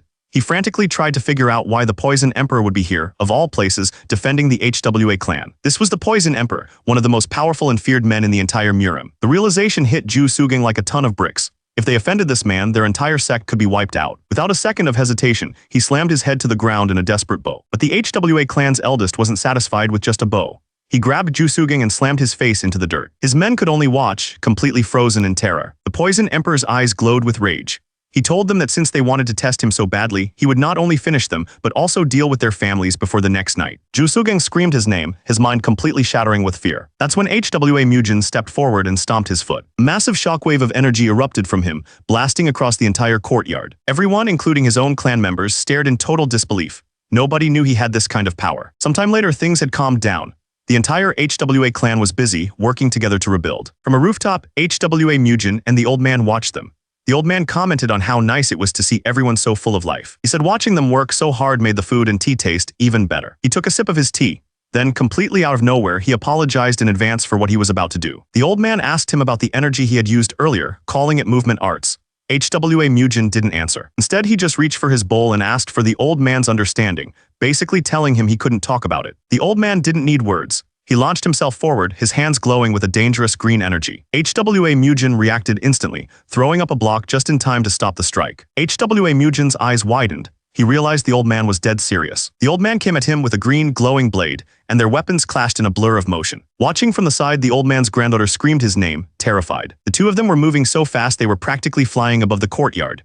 The clan members below could only stare, completely stunned. They couldn't understand what was happening. Why would their young master and the old man be trying to take each other out? But the old man wasn't playing around. He was putting real power into every single one of his attacks. He unleashed one of his signature moves, the poisonous explosive punch. HWA Mujin met the attack head-on, countering with the third form of the Peerless Nine Swords. With a furious yell, HWA Mujin put everything he had into his next move. He unleashed a technique called Kai Destruction. A massive wave of pure energy shot out from his sword. The attack was so huge it flooded the entire courtyard in an instant. The old man stood his ground, bracing himself for the impact, and then the two energies slammed into each other. But in the middle of the explosion, HWA Mujin noticed something strange. It looked like some kind of powder. The old man's face was completely serious, his eyes locked on his opponent. That's when it clicked. A small grin spread across HWA Mujin's face. He finally understood what was going on. HWA Mujin was stunned. He couldn't believe it. He asked the old man how he could possibly know that sword technique. The old man explained that their fight was just a test to see his true skill. He invited HWA Mujin to come and sit down. HWA Mujin was completely caught off guard by the sudden change. A small smile formed on HWA Mujin's face. He couldn't help but think how strange this old man was. The old man took a seat, waiting for him. HWA Mujin poured a drink for him. The old man thanked him quietly. The courtyard was calm, sunlight spilling over the tiles as HWA Mujin walked toward the table with his greatsword at his side. The two elders sat with their drinks, watching him come, as if they were expecting the next problem to show up any minute. The old man's eyes narrowed with a sly smile, like he already knew something that would shake the whole clan. Outside, two senior warriors nearly jumped out of their skins when they heard the news about a bride being picked for the young master. The warriors in training clothes all leaned in, eyes wide and faces flushed with envy, already picturing how lucky HWA Mujin must be to land a bride. HWA Mujin's face darkened as heat seemed to rise behind him. The constant nagging about a bride grinding hard against everything he wanted. His eye twitched and for a moment the noisy courtyard vanished.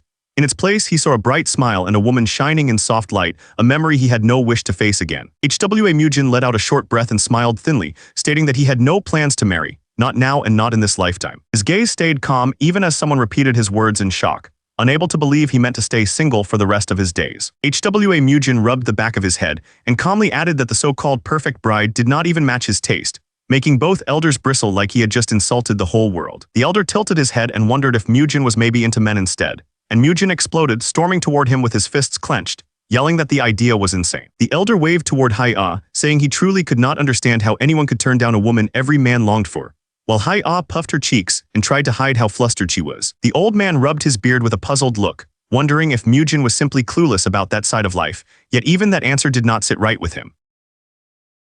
As HWA Mujin turned his back and walked down the hall, a hand jabbed after him and Hai-Ah shouted that she wanted nothing to do with some arrogant man who only showed off with leaving her shameless dances, stammering in shock. The old man sat back with an easy shrug, saying that if Hai-Ah was going to be this difficult, he would simply invite her younger sister Jeong-Ah next time, since that girl was gentler and had a much nicer temper. The elder's eyes narrowed with a knowing smile as he told Hai-Ah that men like HWA Mujin were almost impossible to find, and there was no chance he would just let this one walk out of their lives. Hai-Ah spun on her heel, snapping that they could just live here with HWA Mujin if they liked him so much, and marched off in a huff. Her grandfather blinked, then hurriedly said he was done drinking anyway and shuffled after her so she would not leave alone. Outside, Hai-Ah lowered her head and a crooked smile tugged at her lips, like she was oddly pleased with how things had turned out. By the water, HWA Mujin stood with a towering, one-eyed instructor. listening calmly while the big man went over the final details for the warrior selection. The young master gazed over the bright courtyard, his face calm as he gathered his thoughts for what was about to start. A short distance away, Hai-Ah stood with her back to the hall, shoulders tight and hair bristling, still fuming over the whole marriage talk. HWA Mujin and the one-eyed instructor stepped out in stride, their footsteps echoing across the wide courtyard as they moved toward the waiting warriors. Before them stretched a sea of hopeful warriors, packed into neat rows that filled the courtyard from end to end, more than 200 people all waiting for their chance. HWA Mujin faced the crowd with the sun at his back, calmly giving his name and telling them he would not waste their time with long words. Among the rows, 2 warriors walked in silence, each feeling the pressure as HWA Mujin warned that this test might be the hardest thing they ever faced, and that anyone too scared could still walk away. HWA Mujin's lips curled into a knowing smile, as he told them that anyone who pushed through to the end would be rewarded for sure. With that promise laid out, HWA Mujin called for the instructors to come out and show themselves. 4 hardened instructors strode out in a line, their heavy steps and calm stares making it clear this test would not be gentle. From the high platform, HWA Mujin introduced the 4 men as the martial arts instructors in charge of their training and told every recruit to follow their orders from now on. The young master looked down over the sea of heads and finished by saying he hoped they would all make it through this and meet again in one piece. The bald, bearded instructor lowered his gaze and calmly introduced himself as Chial Muk, the senior instructor now taking charge of the warrior selection. Chial Muk barked the first order, telling everyone to haul the rice sacks onto their backs, and the recruits hurried toward the towering stack as the real trial finally began. A couple of recruits stared at the massive rice sacks on their backs, already sweating and freaking out over how they were supposed to lift something that heavy. Chial Muk stepped up with power crackling around his fist and said they were free to skip the sacks if they could just beat the 4 instructors in a match. Recruits froze as Chial Muk added that anyone who actually won would not only pass on the spot, but even get promoted to instructor, a deal that sounded crazy and terrifying at the same time. One of the men quietly edged toward the gate, insisting that young master HWA Mujin had said anyone who wanted to quit could just walk away. Chial Muk's eyes glowed in the dark, as he pointed out that HWA Mujin never said anyone who ran would get to leave in one piece. He made it clear they could either shoulder the test or get smashed until they could barely stand, and the recruits finally realized this was never something they could just walk away from. Driven by fear of the instructors, one recruit let out a raw cry and forced his shaking legs to move with the massive sack crushing down on his shoulders. Soon the courtyard was full of men staggering under giant sacks, while an instructor watched from below, warning that anyone who dropped their load or dared to complain would face a punishment far worse than this run. HWA Mujin watched over the training grounds, satisfied with how harsh the test had become, while far from the courtyard, something started to move toward the clan's walls. On the outskirts, a battered man staggered through the empty market street, clutching his side as if every step might be his last. His legs shook with each step, but the stranger refused to stop, dragging himself closer to the estate gates. When the main gate finally came into view, the man threw out a shaking hand toward the lone guard and begged for someone to save him. His body gave out as he lurched forward, but even while falling he gasped that the message had to reach young master HWA Mujin. The young guard tightened his grip on his staff, staring wide-eyed at the collapsing man and wondering what this talk about HWA Mujin was supposed to mean. Snapping out of his shock, the guard kicked into motion, his staff whipping through the air as he rushed toward the fallen stranger. When the guard reached him, he froze in shock, recognizing that this gasping, beaten man was someone he knew all too well. Night settled over the clan estate, but one room still burned with light, holding the answer to the wounded man's desperate message. Inside, the elder told HWA Mujin that the man's condition had finally steadied, and that, according to the physician, his life was no longer in real danger. That settled, HWA Mujin calmly told the elder to have Ma Sok prepare at once, leaving the older man startled by how fast he wanted to move. HWA Mujin's eyes burned in the dim light as he reminded the elder that debts and grudges had to be settled cleanly, saying they would simply act a little earlier than planned. Standing by the wounded messenger's bed, HWA Mujin laid out his plan, telling the elder to leave the warrior test to Dong Jiok and to ready Chial Muk, No Sak, and Jiang Ti for what was coming. The elder bolted out of the room, his heavy robes flaring as he rushed to pass on the young master's orders. Farther down the hall, the little brother and sister crouched behind a chest, peeking out as the elder swept past, both of them feeling that the adults were getting ready for something dangerous. The little brother frowned and quietly asked if they really had to watch people lose their lives again, remembering how his sister once covered his eyes so he would not see. The little sister leaned in with a sharp glare, warning her brother that if he stayed behind she would sneak out on her own, so he hurriedly agreed to go with her. Outside in the courtyard, HWA Mujin stood with his great sword on his back and quietly checked if his group was ready, while the 2 kids watched him from the shadows, hearts pounding. With a firm nod, HWA Mujin gave the order to move, and he and his warriors swept out into the night together, every step carrying them closer to the danger he had chosen to face first. They moved like shadows through the forest, impossibly fast. HWA Mujin's eyes were fixed forward. He was hunting. But they weren't alone. The 2 kids were following close behind, leaping through the trees. They were struggling to keep up, terrified they'd lose sight of the group in the darkness. Suddenly, HWA Mujin stopped and yelled out into the woods, ordering whoever was there to show themselves. And just like that, a group of men appeared from the shadows. They'd been waiting. The leader stared back, his expression cold and unwelcoming. HWA Mujin and his warriors landed in front of them, ready for a fight. They were completely surrounded. The two kids scrambled to a stop, their eyes wide with fear. They were completely lost, trying to understand what was happening. The leader of the ambushers looked on, confident his trap had worked perfectly. But HWA Mujin just smiled. He realized these guys weren't just random thugs. They were here specifically for him. The bearded man didn't waste any time. He charged forward, his fist glowing with power. He landed a heavy punch, sending one of HWA Mujin's warriors staggering back. But his men were just as fast. One of them slammed an attacker straight into the ground. The whole forest erupted into a fight. Another warrior swung his massive blade, ready to cut down his opponent. Then HWA Mujin leaped into the air, a dark shape against the full moon. He moved so fast he was just a blur. One of the attackers could barely track his movement, but HWA Mujin was just getting started. A wild grin spread across his face. From the cliffs above, the two kids watched the chaos. The enemies were screaming, trying desperately to stop HWA Mujin's men. Their eyes were wide with fear. They were finally understanding that this wasn't a game. This was real combat. The little girl started to tremble. She could smell the blood even from this far away. Down below, another attacker was slammed face first into the dirt, and he didn't get back up. The battle was over in a flash. HWA Mujin stood alone, the cleanup complete. With the fighting done, he turned his attention to the last survivor. He ordered Chial Muk to hold the man down and then offered him a simple deal: talk and he'd live. Chial Muk tightened his grip, reminding the man that the young master was waiting for an answer. Terrified, the man immediately agreed to talk. He confessed that they were from the Death Forest faction and had been hired by the Tsinghua merchant group. HWA Mujin's eyes narrowed. He recognized the name. They were the same ones who had attacked the kids. He remembered promising to deal with every last one of them. But then HWA Mujin told Chial Muk to let the man go. Chial Muk couldn't believe it and asked if he was serious. The freedman trembled on the ground, his mind replaying how this one person had taken down dozens of his comrades alone. That's when HWA Mujin told him to go and pass on a message. He was to tell his faction that HWA Mujin would hunt down and eliminate every single one of them he found. And he dared them to test him. The man HWA Mujin had spared didn't waste a second. He scrambled through the woods, just happy to be alive. He just kept running, trying to get as far away as possible. But it turns out, someone was watching from the shadows. It was HWA Mujin's little sister. She had seen everything. Her brother was with her too. They whispered to each other that it was getting late and cold and they should probably head back. But just as they were about to leave, she heard something move in the darkness. Her eyes shot open as she called out, asking who was there. Before they could even move, a massive hand reached down and grabbed them. The man was huge and bald, and he had appeared out of nowhere. Held tight, the two kids started apologizing to Mujin. They confessed that they had only followed him because they wanted to see a real fight. HWA Mujin wasn't yelling. He was calm, which was almost scarier. He told the kids he understood why they followed him, but if the enemy had spotted them first, they wouldn't have survived. To make his point, he pointed toward the clearing. He asked them if any of those men knew they were going to die today. He explained that most people don't get to choose their own end. The kids stared, and he warned them there was no guarantee they wouldn't end up just like that.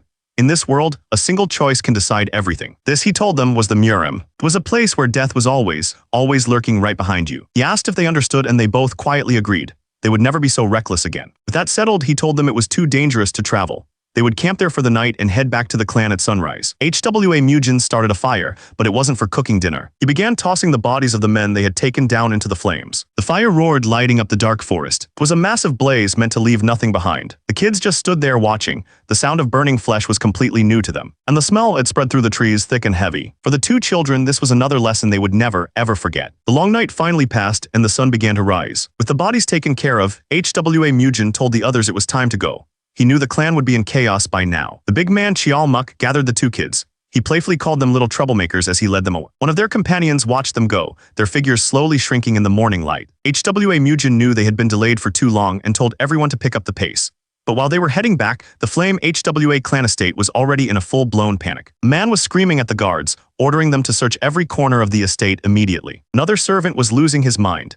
He couldn't believe the young master and young lady were gone, especially after he'd seen them sleeping the night before. The morning seemed peaceful, completely unaware of the trouble brewing below. Turns out a man named Jiang Ti had been with them.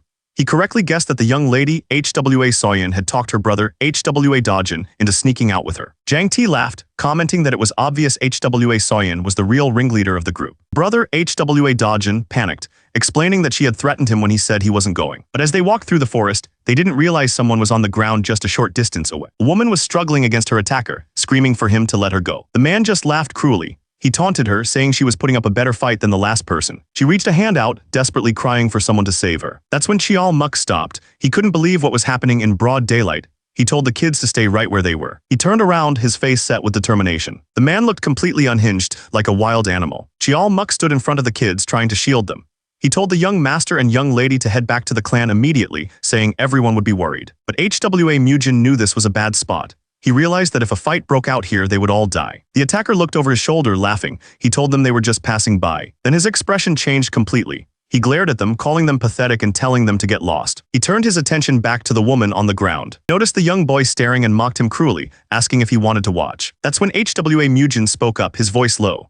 He commented on the man's nerve grabbing a nun in broad daylight. Suddenly, the little brother snapped. He pointed right at the man and screamed at him to get his hands off the nun, calling him a filthy scum. Chial Muk's face went pale. He was sure they were all about to die.